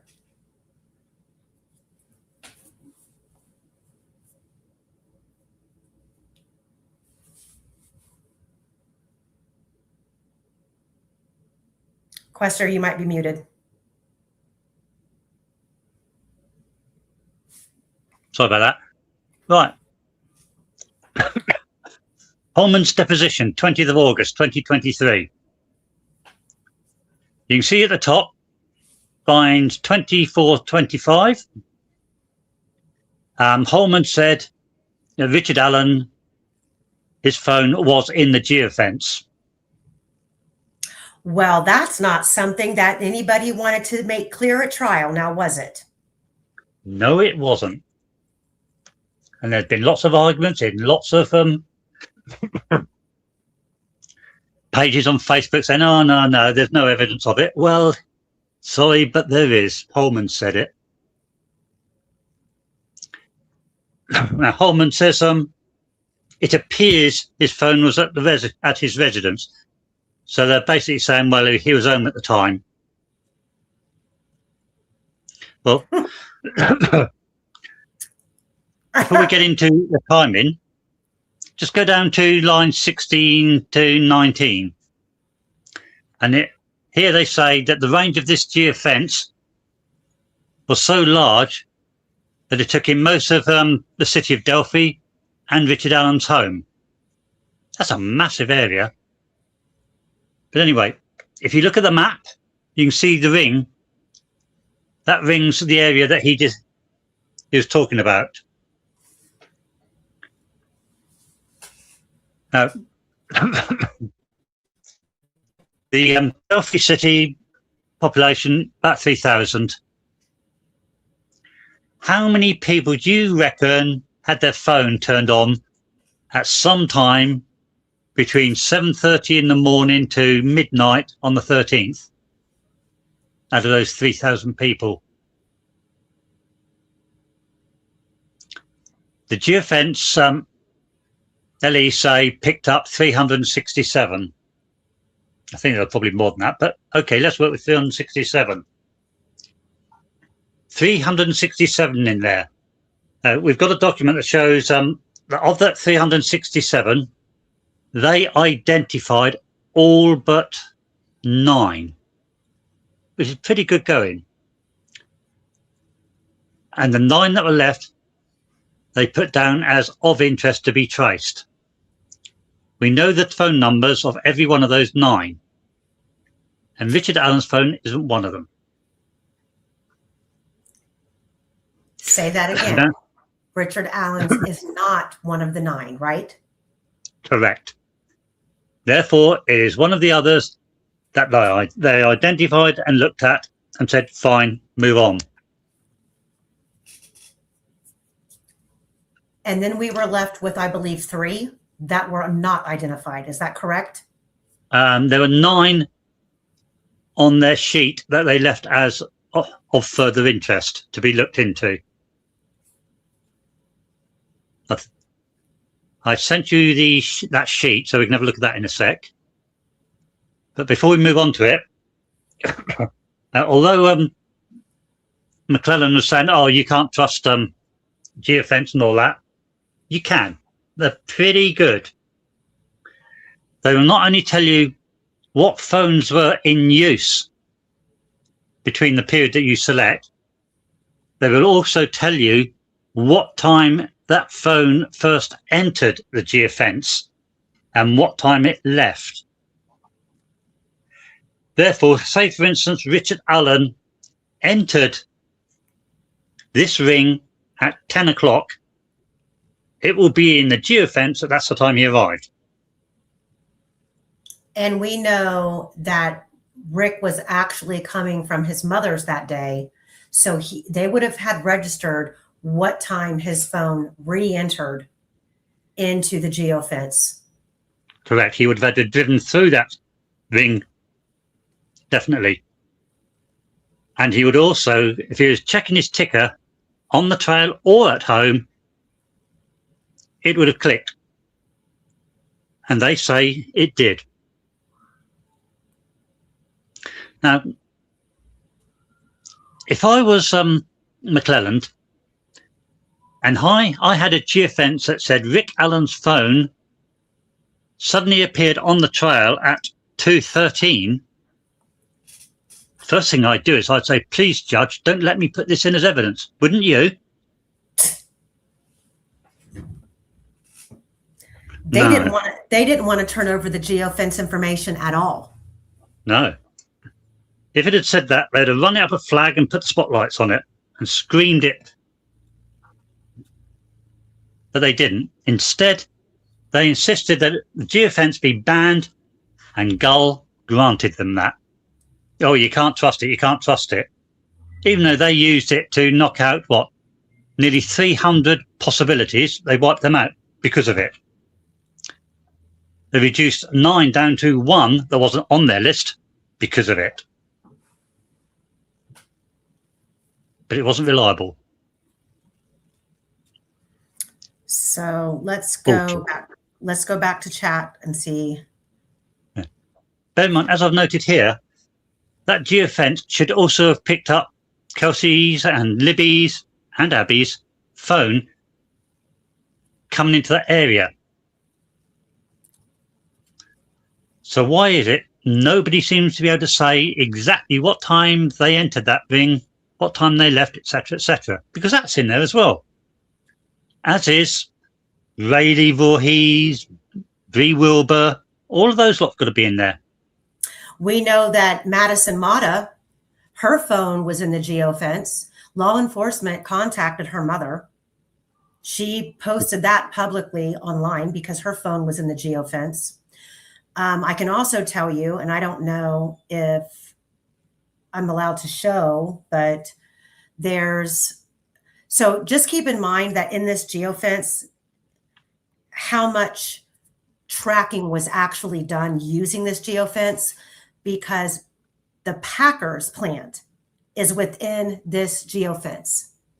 And there are people in the geofence who were commuting to and from work, whose phones came into the geofence and out of the geofence. So law enforcement did go down the line of every single account. They were able to decipher what accounts linked to the same residence, where those individuals lived, where they worked. But yet when it came time to turn this over to the defense, they tried to pretend that this stuff was so unreliable, and they couldn't even remember. If you guys remember, there was a geofence map that was included in discovery without any real detail on it. And the state didn't want to provide the defense with the information about who put that map together. At every single turn in this case, the state played hide the ball.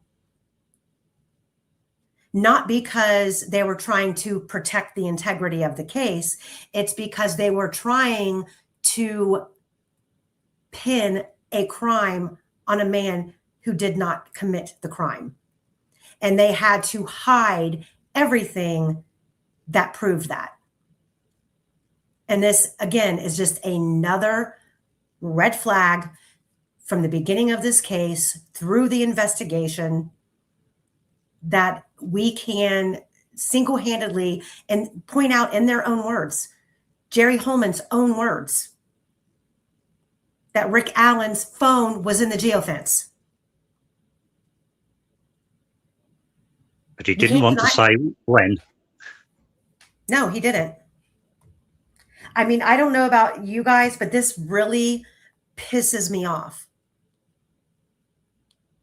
That people can have this much power and control over taking your life away. Michael Osbrook just says, Lori Vallow was convicted in Arizona almost entirely on geofence info, beyond a reasonable doubt. Exactly.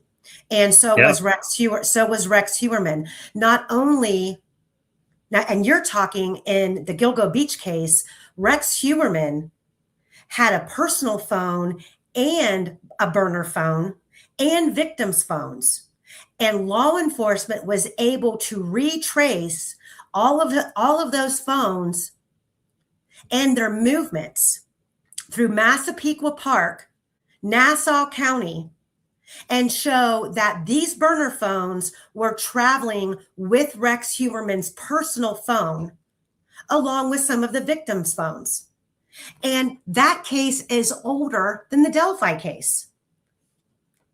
Yet in this case alone, there are so many avenues that were never pursued when it comes to the digital forensics, and also ballistics and also phone data and DNA.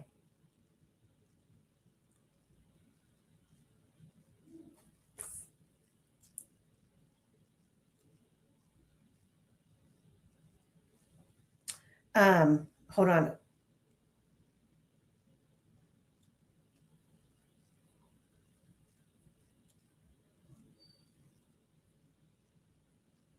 So I'm being asked, do we know what critical thinker, do we know what page that's on? And Quester. What page? What's on? So I think I do have Holman's deposition downloaded. So apparently somebody in chat was saying that Jerry Holman claimed later in his deposition that Rick's phone was never located on the trails, only at his residence later on. And Critical Thinker is saying she doesn't remember reading that. So she wanted. I don't remember reading that. I know, as you can see, he claimed it appears at his residence, but I don't remember reading anything about it not being on the trails.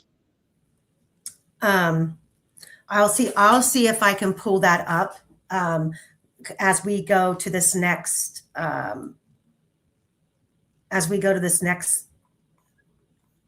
graphic that we have, this one, and I'll let you explain that, why I pull up the Holman deposition and see if I can track that down. So, Quester, do you want to go over this? Right, this is the actual report on the geofence, listing when it was, what it was, the top left, top right, and so on of the geofence area, etc., specifying exactly. It also lists how many phones were caught in it, how many they searched, how many they didn't find, etc., etc., etc. It's quite an interesting document. As you can see, they searched from 7:30 in the morning to midnight. That's a lot of phones. Returning 367 accounts and ID codes, showing the times and places these accounts showed up. Ooh, look, they know where and when. Accuracy in meters.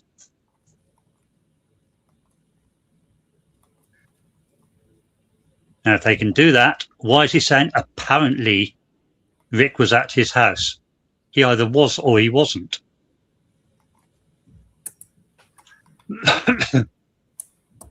Have you got the bottom part of it, Amy?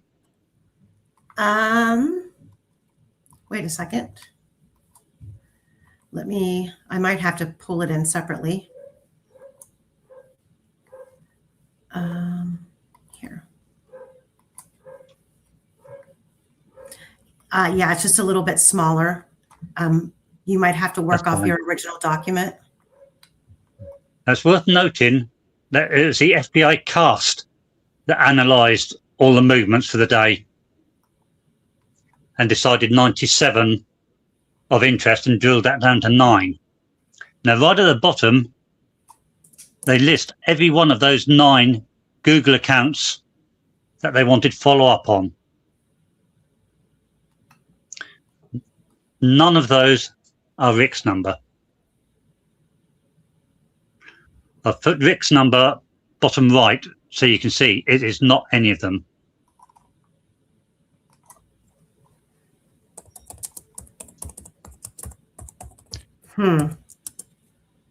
Interesting, that, isn't it?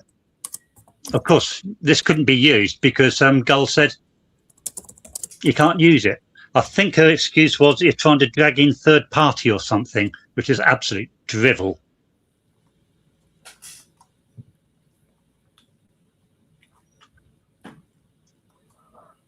Now, unfortunately, we don't know who were the 367 accounts,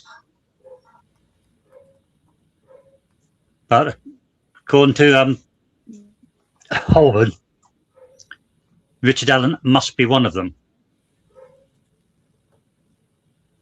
Okay. And as I said earlier, if Rick Allen's name, phone number, and position within meters put him on the bridge, they would have been screaming that in trial.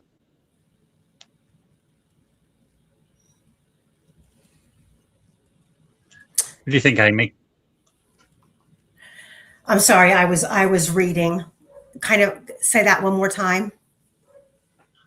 Well, my last remark was, oh, go on. Yep. Julie just popped in. Hey, Jules. She said the shack is still there in the woods. Right. Nice visit for you sometime. Okay, so what was your question for me, Quester? I'm sorry. It wasn't really a question. It was an observation that, unfortunately, we don't know who all the 367 accounts were that were dismissed as not worthy of following up. But according to Holman, Richard Allen's phone must have been one of them, one of those 367. One of the 367 that the FBI wrote off as of no interest.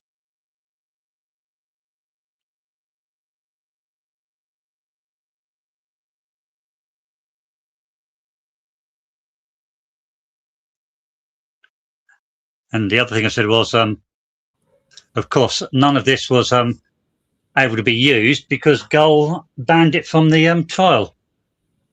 If I recall right, it was because it goes into the third-party arguments, which they weren't allowed to raise. Not quite sure how it does that, unless you name someone, but... Right. And so, and going through, let me see. Okay, so just to briefly go over Holman, what else he says. It's on page 51 and page 52 of the deposition. And the exchange is, did any of this information that you gathered from the geofencing from these efforts connect Richard Allen with these crimes? Answer, he was in the geofence, but more than likely his phone was at his residence, it appears. He said he was using his phone, but we have no evidence that that occurred. Well, the fact that the phone was in the geofence is evidence that he was using his phone. It was live. The slippery words he's trying to... Everybody else that was contacted because their phone was in the geofence was because they were using their phone while in the geofence. Therefore, proof that the phones were being used. Question. You also don't have the phone that he was using, right? And he said, correct. Now, let me ask you guys, how many of the 367 phones that were located in the geofence did law enforcement have possession of? Do we know? Why is it only they need to have Rick's phone to determine where his location was? That's convenient. I mean, we know that Cheyenne's phone was in the geofence because they contacted her mother because the phone was registered to her mother. They didn't have Cheyenne's phone, but they were able to determine where the phone was and who the phone belonged to. Why couldn't they do that with Rick's? Why did they have to physically claim, or why did they claim they had to physically have the phone? So the next question, go ahead. Well, a quick point. See-through in the chat says, if your phone is powered on, it will show in the geofence. He's right. It only needs to be powered on. You don't have to be making a call or anything. If it's powered on, it will be detected. So the next question is, so what you're saying is that with the geofence itself, you were able to detect the existence of his phone. It was after, later on in the evening. What? So he's got a time then, has he?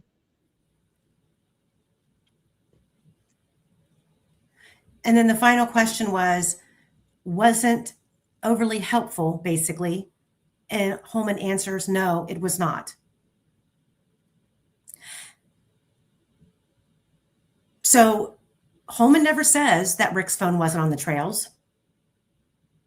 It just appeared that Rick Allen's phone was at his residence, and investigators did not have the 2017 phone, so they could not confirm where it actually was.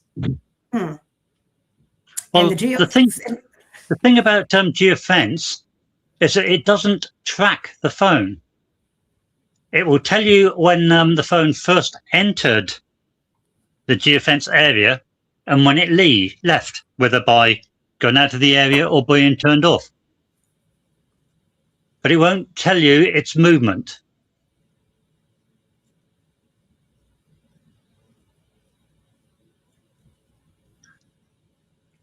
For Unhushed Chaos, you need to contact me. We need to have a conversation, and I really think that you need to come on and discuss some of this.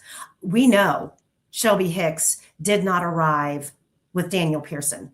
We know that. And there's a reason they're lying about it, claiming they arrived in Shelby's Impala. Yet Daniel also claimed that he parked his car at the police department in Delphi, and they took Shelby's car to the trails. Yet we know that's a lie, because Shelby Hicks testified that after they drove through Amish country in Camden, Daniel dropped her back off at her car.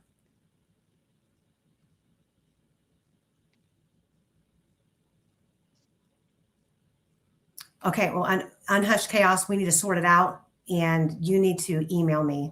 I'm going to put my email in right now so we can get together on that, because I know that you've communicated with her.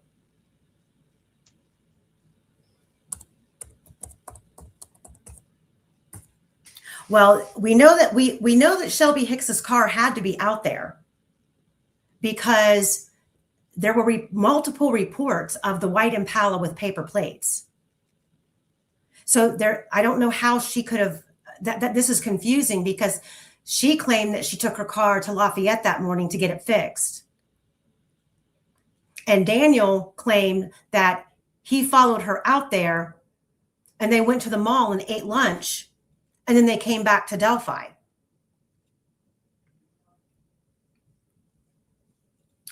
And Veronica's, she's saying that the story didn't change until trial.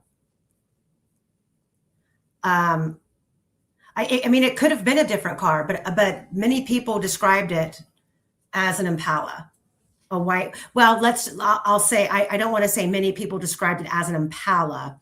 We were told that's what it was by law enforcement, but we had multiple people claiming there was a white vehicle with paper plates, which is going back again to the same distorted story about the white Dodge Dart that was seen the morning of the 12th at Tina Rodell's house, that she wrote down the license plate number of.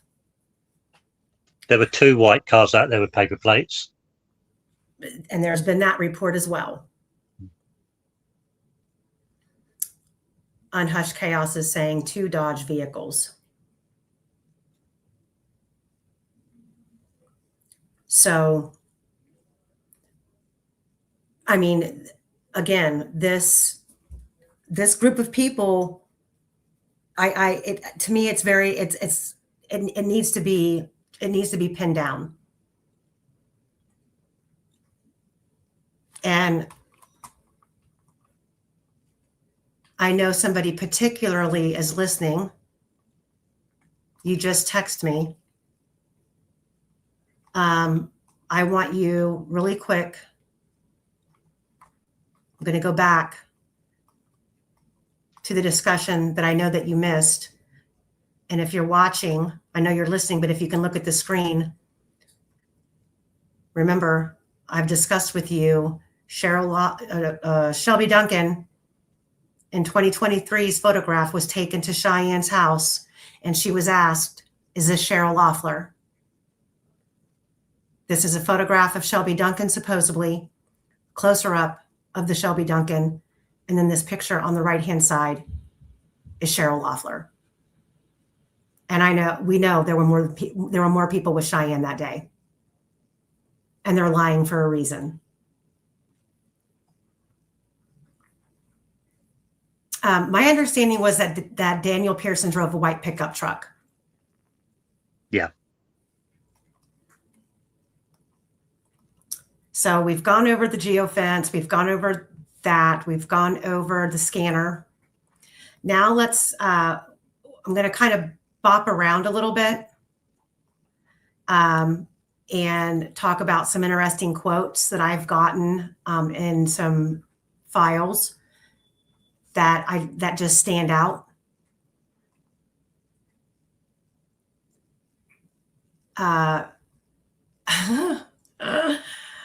Unhushed chaos. It's funny that you say that because that's what we're getting into right now, Amy. There were two groups of guys from Purdue. Were they from Purdue or were they from Kokomo out there? Because one of the quotes that I have is based on phone data, and I shit you not, guys, that these are quotes by people who worked in the case. Based on phone data, tips, and people turning each other in, 5 individuals were either at the crime scene or on the bridge in the window where the girls were taken.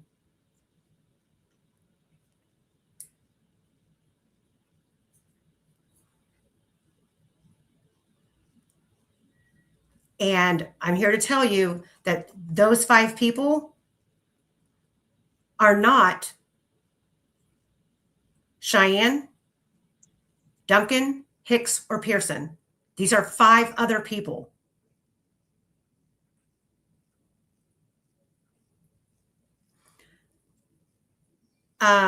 Another quote that I have from an investigator. The only thing I would say about that is at one point in the investigation, and I think we were still at the REMC building, they had supposedly identified everybody driving those vehicles already. So at the REMC building, law enforcement had the still shots from the Hoosier Harvest Store camera taped to the wall. And under each photograph, as the cars were identified, the identifications were put under the photograph. That includes the little black car that they're now trying to claim as Rick's.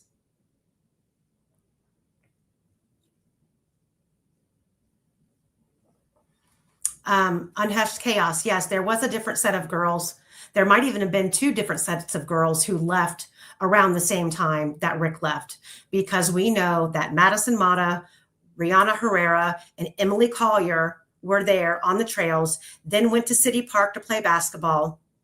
We know that Emily Collier was interviewed by the FBI while she was sitting in the Carroll County Jail, I believe in 2022 or 2023, after she was arrested on meth charges. Then we also have in the CAD report the unidentified witness who called in and reported the 4 girls down on the Heartland Highway around 1 o'clock. Those 4 girls down on the Heartland Highway cannot be the 4 girls that Betsy Blair claimed she saw on the Blue Bridge as she was coming back from the library. And that had to be between 1:44 and 1:46 because Betsy Blair's car is supposedly on the Hoosier Harvest Store camera at 1:46, returning to the Mears lot.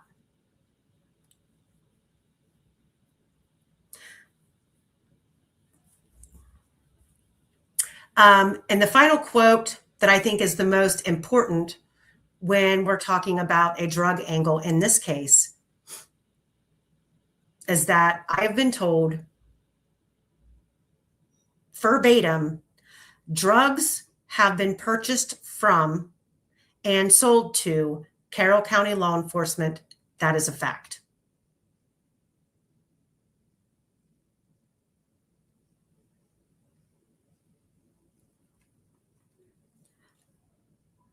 That is, to me what this is all about. Somebody is turning a cheek to the drug trafficking and the criminal activity in that area and allowing it and more than likely profiting off of it. And when shit hit the fan, nobody could be held accountable.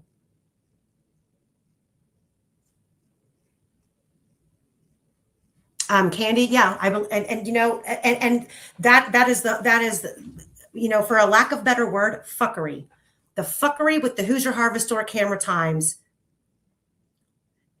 Again, you know, and we are probably at this point so far gone in being able to go back and actually determine how the Hoosier Harvest Store cameras times are incorrect, how much they're off. We do have the UPS driver who made a delivery at 1 o'clock, who was seen on the camera at 1:06. Well, that's not 50 some odd minutes off. If he's seen leaving the Hoosier Harvest Store camera parking lot at 1:06 and had just made a delivery at 1 o'clock, then what is the camera off maybe by 6 minutes? You do that, and you understand how this whole timeline becomes unraveled. Well, the other thing is the Harvest Store is a storage unit, yeah? Which means they would have to have strict security. And their security cameras would be incredibly important. Well, you wouldn't just leave them to go out of time by a whole hour. The idea is ridiculous. Skin Row, you always hit the nail on the head. Skin Row just says they can't have the public knowing that being a snitch got Derek German's daughter killed because no one would snitch anymore. And snitching is the only kind of cop work they know how to do. True. And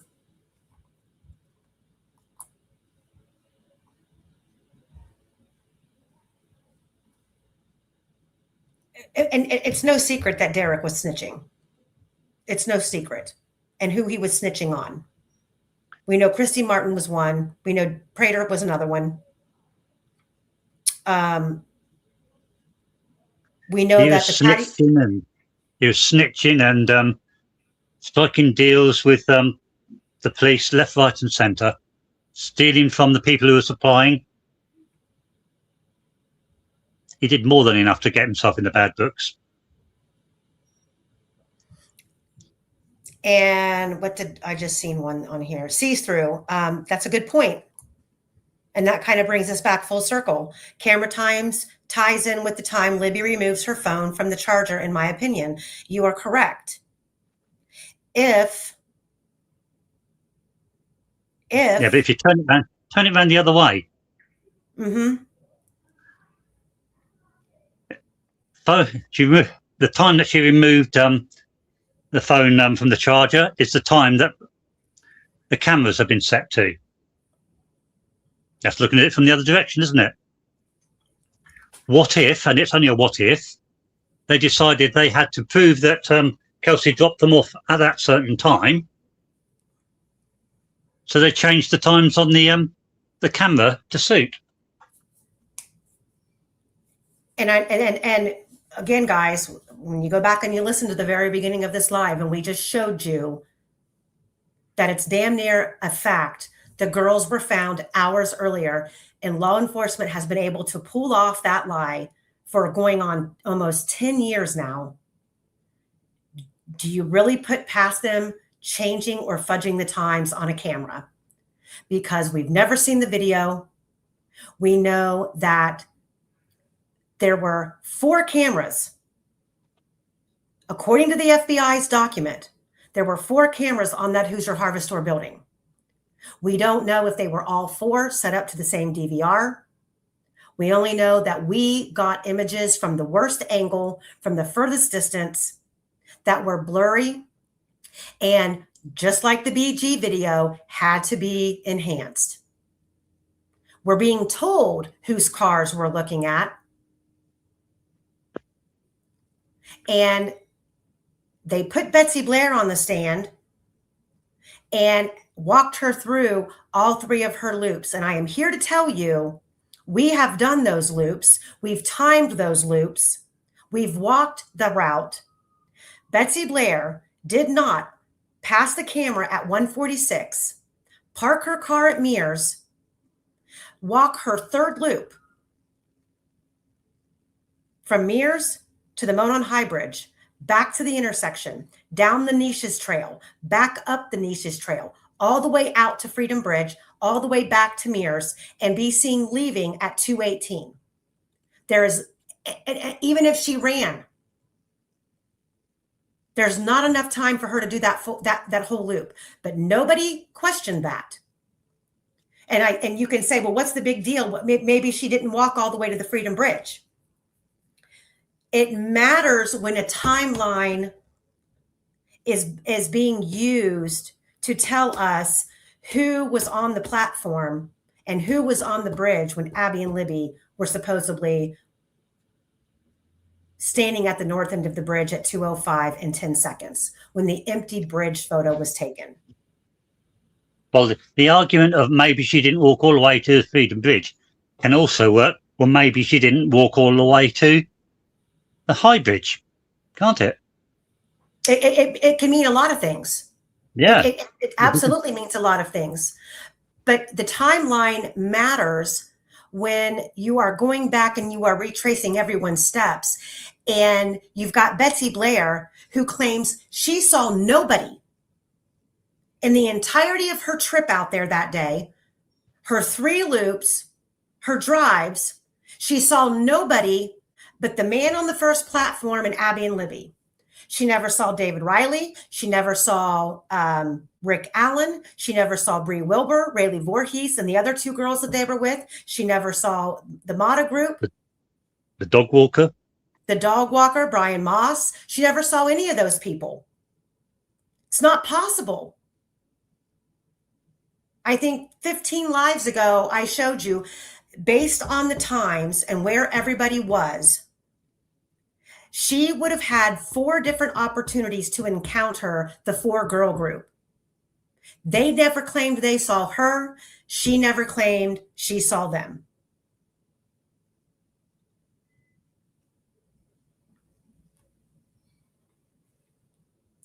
It's a problem. Well, my take, Marcy, on about Derek, what's Derek do now? Well, I think Derek's working for his mommy now. And I'm pretty sure that if this was if this happened because of something that he did, I'm sure he's learned his lesson. But my thought process is that Derek had been dealing with a whole different facet of meth dealers and burnt his bridge, starting with the Kokomo crew, Ellis, Prater, Christy Martin, all of them, and ended up moving over to a different group, a group that had much stronger connections, who are moving a lot more meth and had deeper ties. And he, if you believe the reports that were tipped in, he screwed over the wrong people. But it does explain why we've never heard from Derek. Hey, T, good to see you. Glad to see you're back online, Mama. That would explain a lot about Derek's behavior since the death of his daughter and throughout all these years. Not one plea for anyone to come forward with information, not one public display of, speaking out to help encourage people to tip in anyone that they think is bridge guy. So, I mean, that would be one avenue that I would say explains that, Derek's behavior. But if you've got people who are saying Again, drugs have been purchased from and sold to Carroll County law enforcement, and that is a fact, and that is a direct quote. That's telling.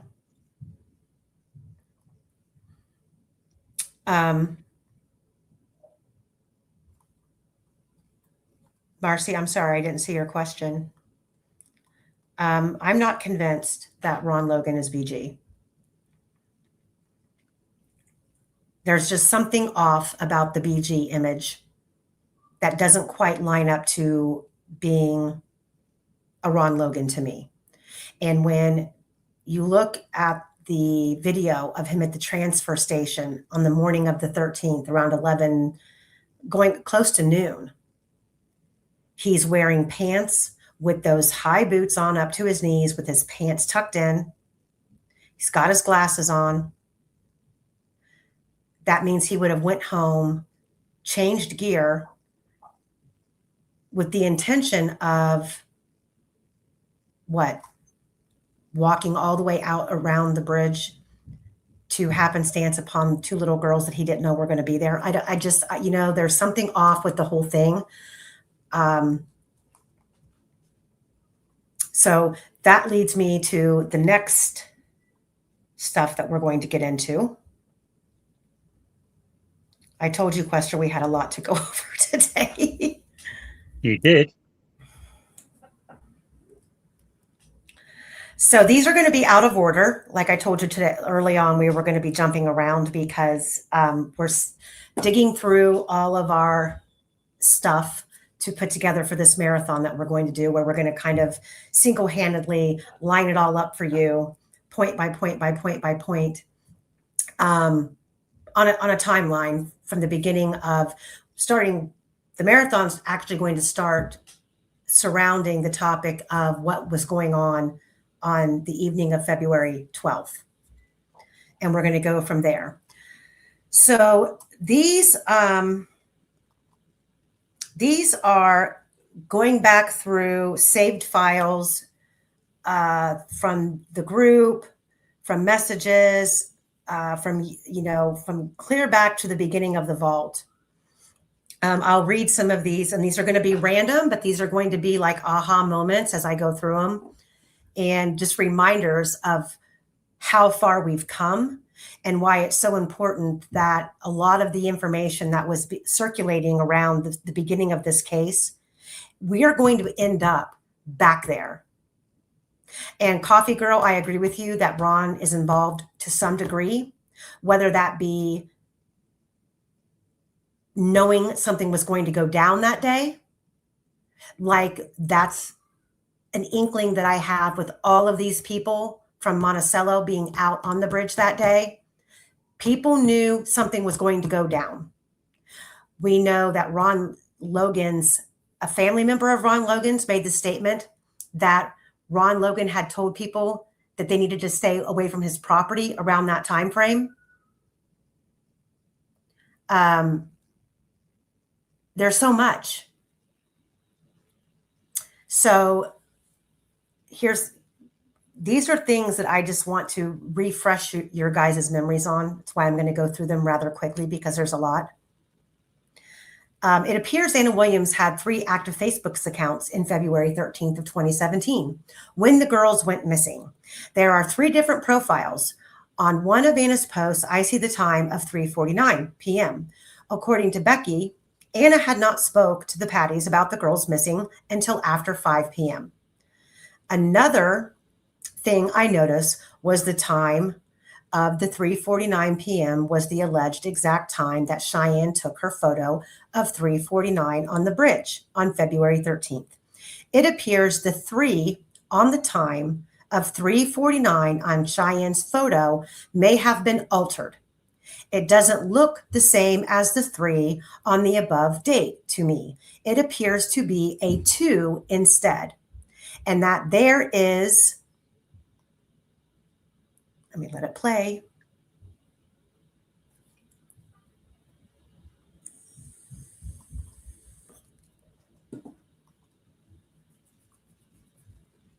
and that there is an erased line under the number 2.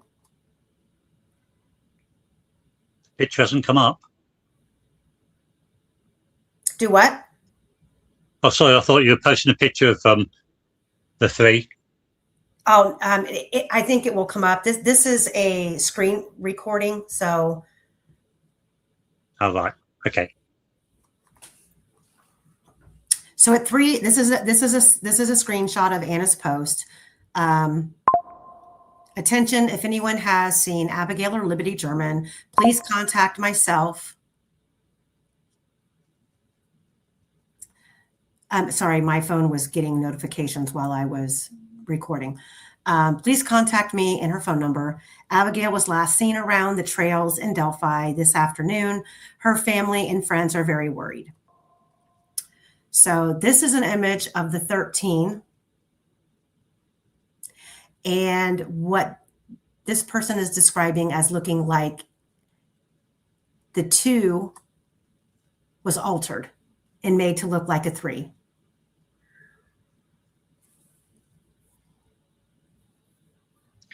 I can agree with that. And this is in reference to Cheyenne. This is in reference to Cheyenne's photo timestamp. But do you recall? We also have that Cheyenne said she didn't take that photograph. It was her friend, and Cheyenne put the information on the photo.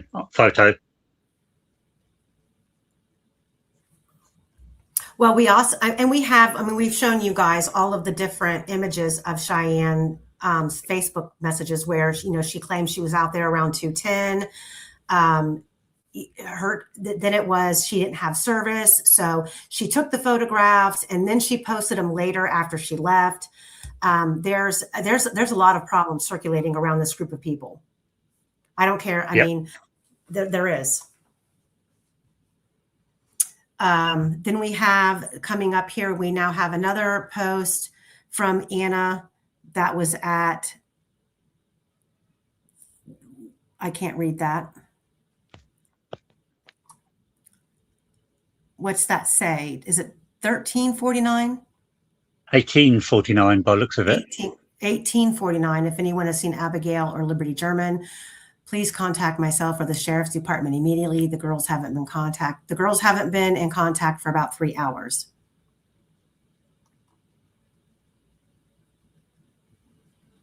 So if you take 3 hours off 1849, it's 1549.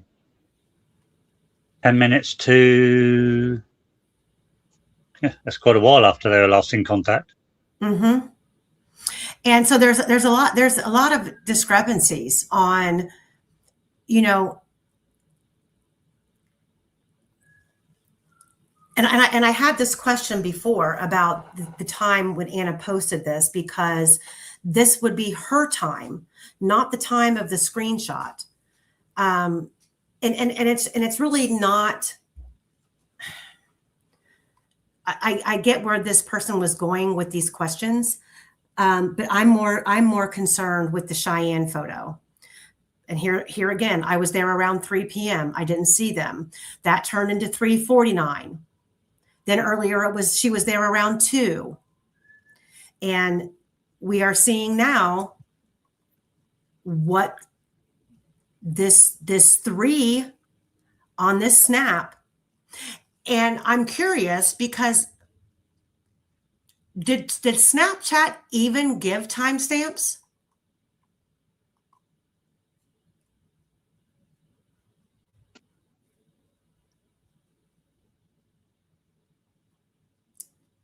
I didn't think that Snapchat actually gave timestamps. Quester, do you know?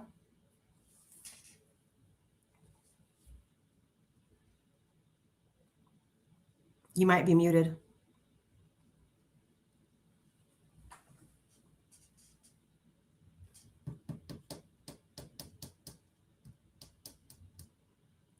Hey guys, give me 1 second. I need to step out of the room just really quick. Quester, you want to answer some questions? Yeah. Hi. Right. Sorry, what was the question? I was asking about Snapchat, if Snapchat even recorded timestamps, like actual timestamps. And I need I to believe set, it. I believe it provides timestamps for chats and snaps, and tells you the date and time they were sent or received. And if you're a subscriber to someone's stories, you can see the timestamps for when friends viewed it.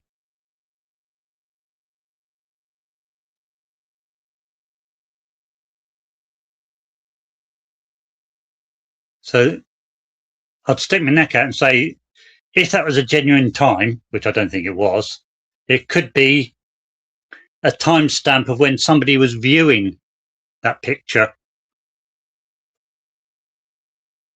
Okay.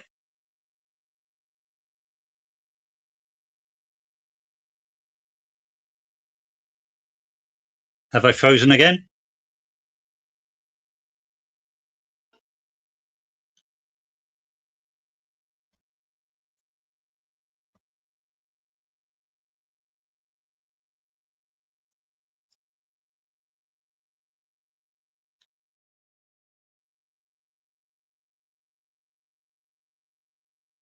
Hello?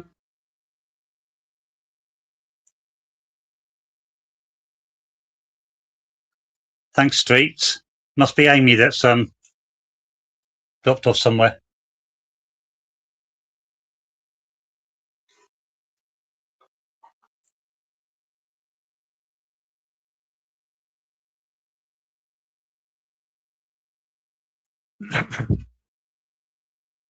Now, as I was saying, if that's a timestamp that somebody viewed the picture, then it is absolutely worthless.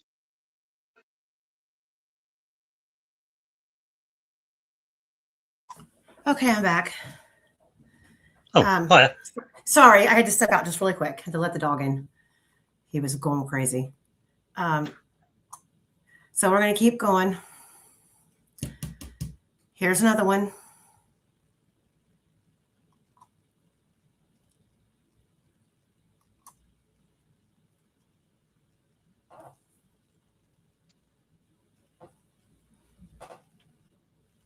So on this one right here, that does look like a 2 to me. I mean, why would February 13th, 2017 be so clear, but then It's definitely messed with it. Yeah.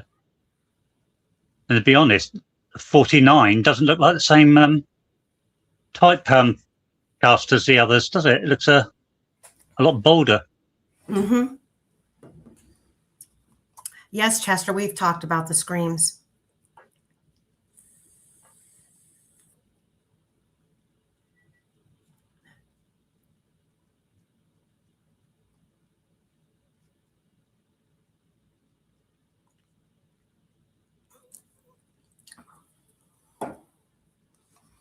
In regard to criminality, no, we're pretty certain Cheyenne got to Mears parking well before 2:50.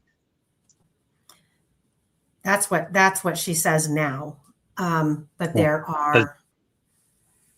There's a lot of evidence suggesting she was there a lot earlier than that.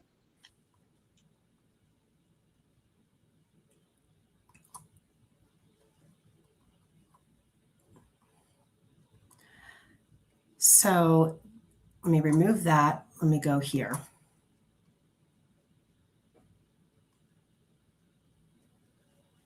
Right, the 3 above look nothing like the 3 underneath. Yeah, Cheyenne's Facebook tease was a hot mess. And the problem with her story is that it doesn't jive with Pearson or Hicks, their stories, and I can probably discuss further off live, but there's a lot that doesn't jive.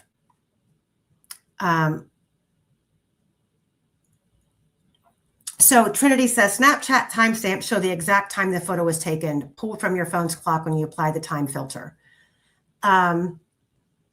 Okay, so then that's why, because I don't use Snapchat. That's why I always have an issue with how the Snapchat stuff works, simply because I don't use it. And For example, on Libby's Snapchat and the photo of Abby on the bridge, we don't have timestamps. We have so many hours ago.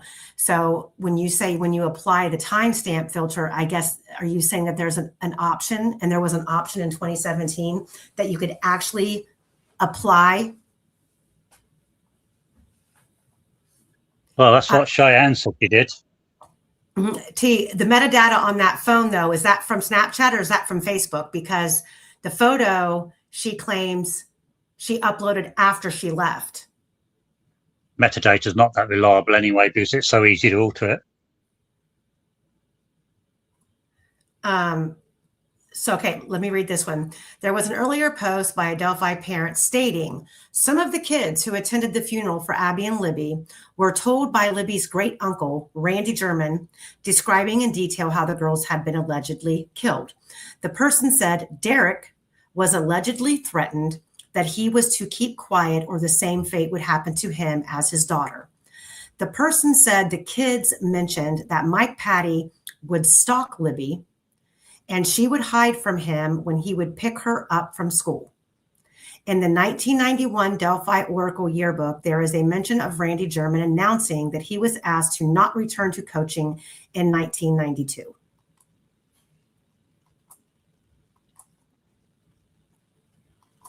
Yeah, there were other things that alleged that Randy German was a bit of a creep. And again, we're just going through all of these because they're just things that we're just pulling them out of the closet. Some people have just sent me some of this stuff that's new. Okay, here it goes. Most of you that know me well enough to know I am local. I have a lot of family in Delphi. My family went to school with Libby and Abby. When all of this first came out, a teacher by the name of Mr. German, yep, you guessed it, relation to Libby, great uncle to be exact, he was telling my family and a few of their friends some of the details of the girls' murder before the funerals. Now, remind you, this is a different person speaking. He said their throats had been cut and Abby had a stab wound to her chest. We know now that that's not true. And that their hands were broke. I asked him why he would say that stuff to the kids at the school, and they had no reason for it. They also told me that Derek was threatened that if he talked, he would face the same fate of his daughter. That raised more questions than I really wanted to deal with at this point. One of the girls' friends told me that her grandpa was the stalking type of person. When he would come pick her up from the sporting events, she would hide from him. I thought that might just be her playing. Still, she told me other stuff. I'm going to let it play some more.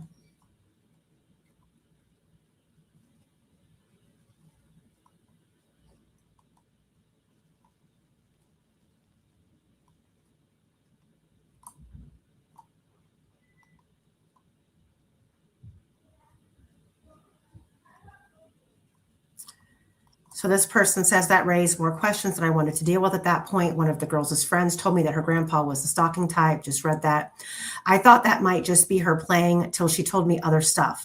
Like Libby was not allowed to do certain things like stay the night with a friend, including Abby. Abby always had to stay with her. And as time went on, other things came out that bugged me, like the phone thing. Why in the heck was a factory reset on her phone done the day before she was murdered? The things she posted on Snapchat, which I think we all have seen, I have a photo that didn't sit easy with me, that is for sure. Locals think she was stalked by her own grandpa, and that this is why she recorded this. She needed her proof. Many other things were said by her friends, but for the most part, they all keep quiet out of fear. Let me keep going.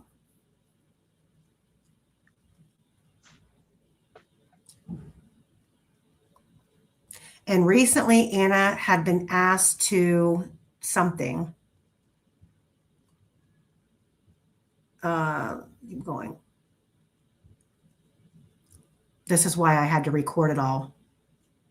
Oh, and recently Anna has been asked to stay away from the Patty family and house, all because she did not want any part in that ball field since Abby had not played yet. This would have been her first year.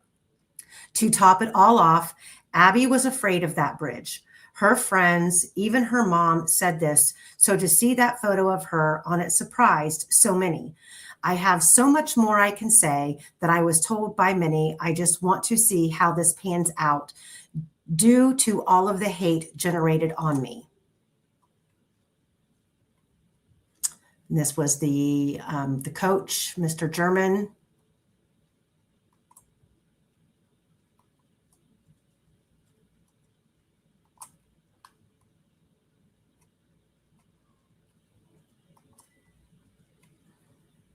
Randy German, the great uncle to the homicide victim Liberty German, leads the group in Amazing Grace during a memorial service for Libby German and Abby Williams. So Julie's in the chat, and Julie says, remember Mike Patty telling Doug Carter, you owe me, you owe me. Doug Carter said, yep.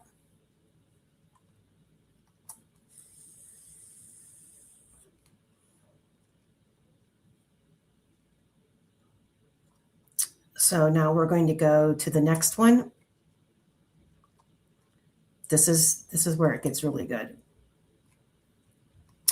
So, posts about the men in black.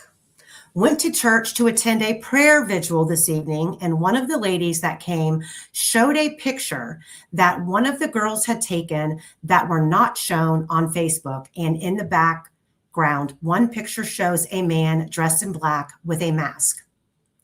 Also, another picture had two men dressed in black in the background. Have they turned them over to the police? Well, we've been screaming this. We know there were other pictures that were taken. We know the phone data has been tampered with.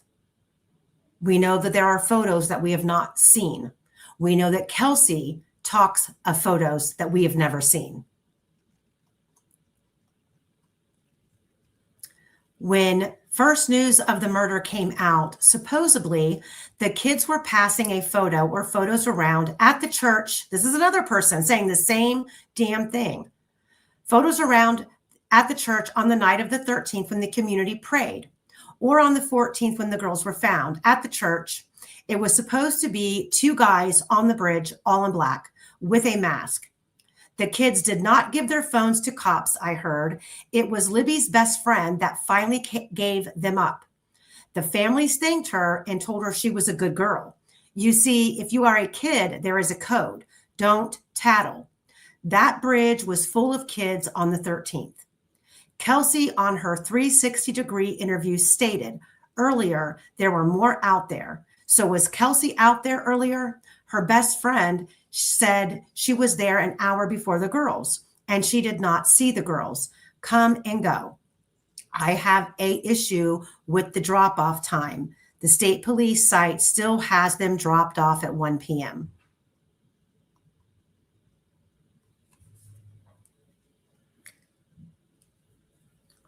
All I'm doing is showing you the things that were floating around back in February of 2017. Someone said a scream mask, which I see also would make sense to me because I saw a comment where a girl posted on one of the family members' personal Facebook page that she saw a man with what looked like some kind of a mask on headed into the woods right before the girls got dropped off. She did say she called the tip in. This was the beginning of the case about a day after the girls were found. We can't continue to pretend that this stuff is all made up.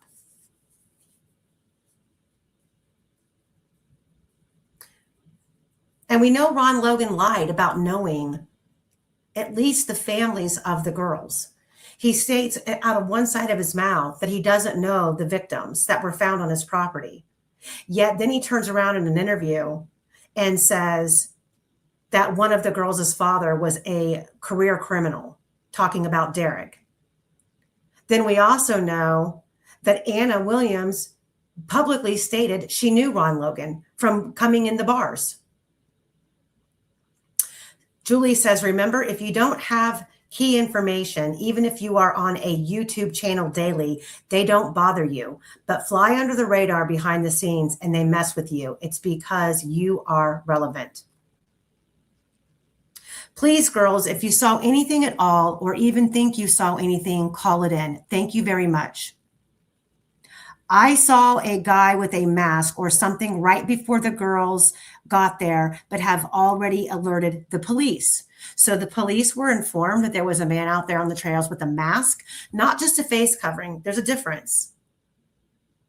That's great. Thank you. That could make a huge difference. You never know what small bit of information might help. Prayers they find the sick guy that did this.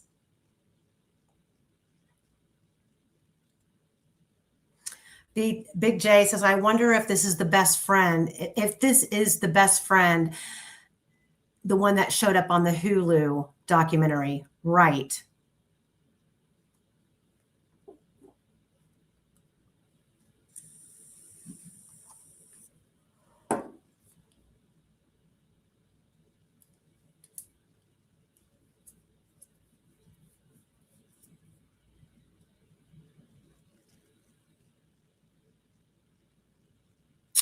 Winnie Alexander, who was also on the trails that day. Rayleigh saw a guy with a mask or something right before the girls got there, but has already alerted the police. That's great. Thank you, Winnie. That could make a huge difference. You never know what small bit of information might help. Prayers they find the sick guy that did this. I think I just read that. CJ, another classmate of the girls, stated in an interview with local media, still available, I haven't been able to find it, although she was not on the trails herself, other classmates were. They have claimed to have witnessed a man dressed in black wearing a mask in the area around the same time. Another woman posted on social media she had witnessed a man in black wearing a mask going into the woods shortly before the girls were dropped off. In the first couple of days, local sources spoke of 2 photos reportedly taken by Libby shown at a church gathering. One photo showing one man and the second showing 2 men dressed in black wearing a mask in the background behind Abby on the bridge. Winnie Alexander, that's WA, stated Rayleigh Voorhees reportedly saw a man wearing a mask or something right before the girls arrived.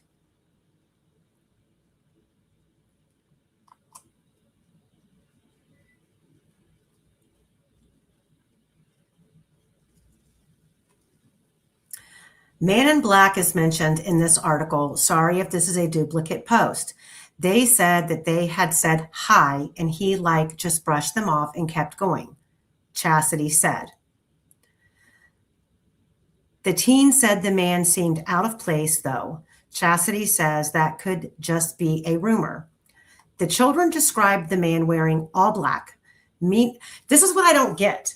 Everybody's describing all black, yet everybody's saying that the bridge guy photo, who is not in all black, is the same person that they saw.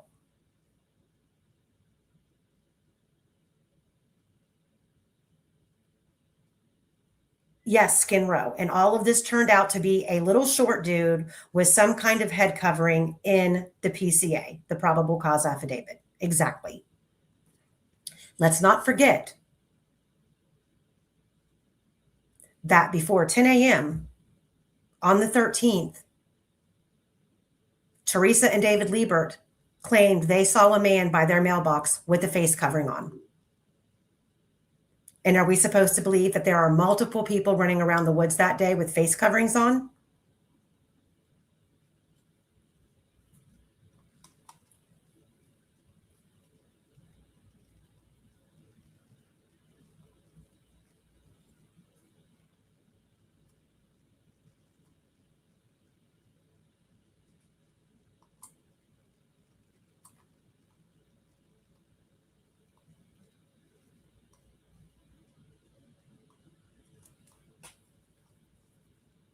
So that was it on that one.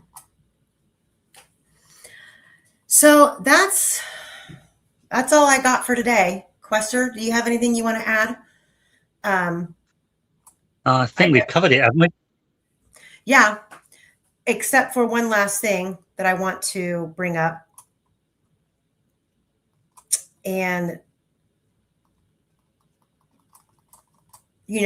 every law enforcement, and I'll leave everybody with this for the day since we've been on here for almost 4 hours or 3 hours, sorry.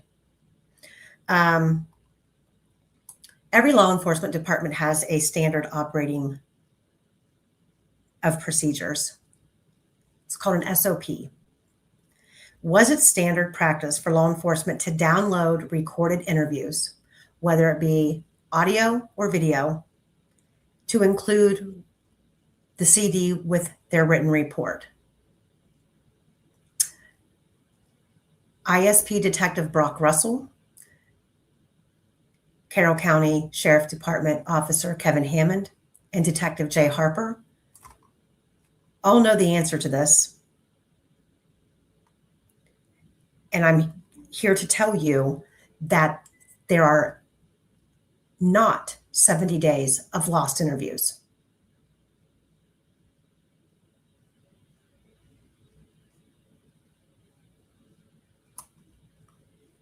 That is a fact. And what's even more disturbing about this is you've got a state prosecutor. Well, I'm sorry, not a county prosecutor, Nick McClelland, Jerry Holman, Mullins, all of them saying interviews were recorded over. And those who know that's not true have never said a word.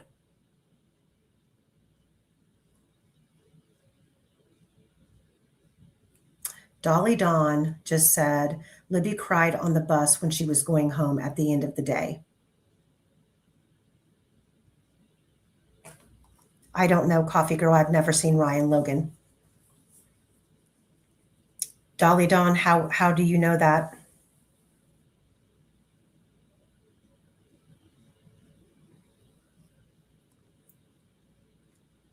Unhushed Chaos, please get a hold of me.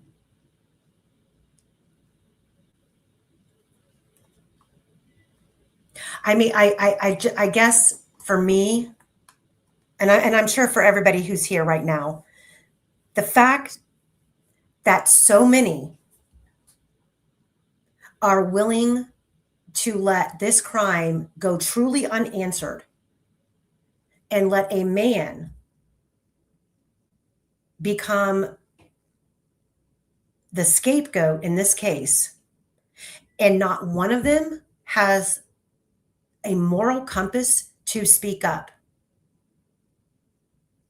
Because I am here to tell you right now, there is law enforcement who know that this case is bullshit and things are being hidden and things have been destroyed or lied about, and they have kept their mouths shut.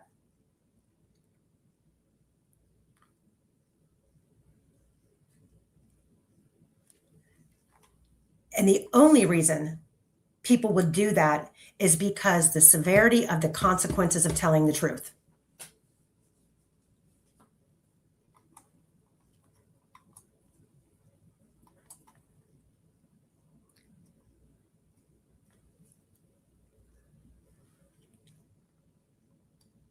So I will leave it with that. I'll leave it at that. So we will probably be back next week, and I'm going to get the agenda out for the marathon. We still have to pin down some times. If any of you other creators want, because what we're going to do is we're going to do it over the course of a week, running through the case from beginning to end. Timeline wise, if there's a section or a topic as a creator that you would like to hop on as a guest speaker and discuss, please get a hold of me, casebykcase10@gmail.com. And I will definitely get you in the lineup for one of those days. It's going to start, I believe, August 24th, which is a Monday. So you need to email me so I can kind of plug you in. Exactly, Coffee Girl. This happened during the day when everybody was there, which is why I believe the girls were taken away from the area. Under your scars, thank you. I will. Yeah, I've got another big freaking chunk of time that I'm going to have to be off work again.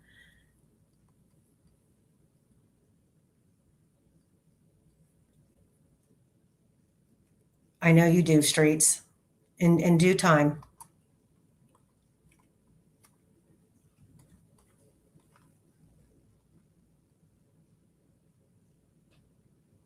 I'm sorry, I was going through chat. All right, guys. Well, we're going to hop off here. Quester, thank you again for joining me. And we have our work cut out for us. We got about Yes, 20 don't we? minutes. Yes, we do. Yes, we do. Thank you, We're Under Your getting there. Stars. Yeah.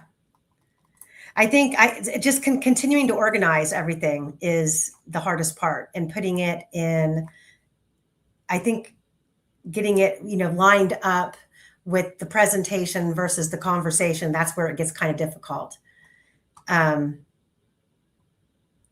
So yeah, I don't think Ron Logan's son's going to be talking to anybody. Yeah, let me put I'm going to put my email in one more time for everybody.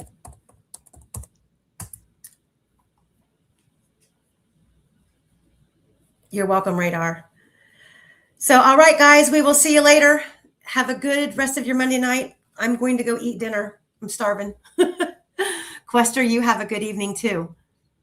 And you. Bye, everyone. Bye.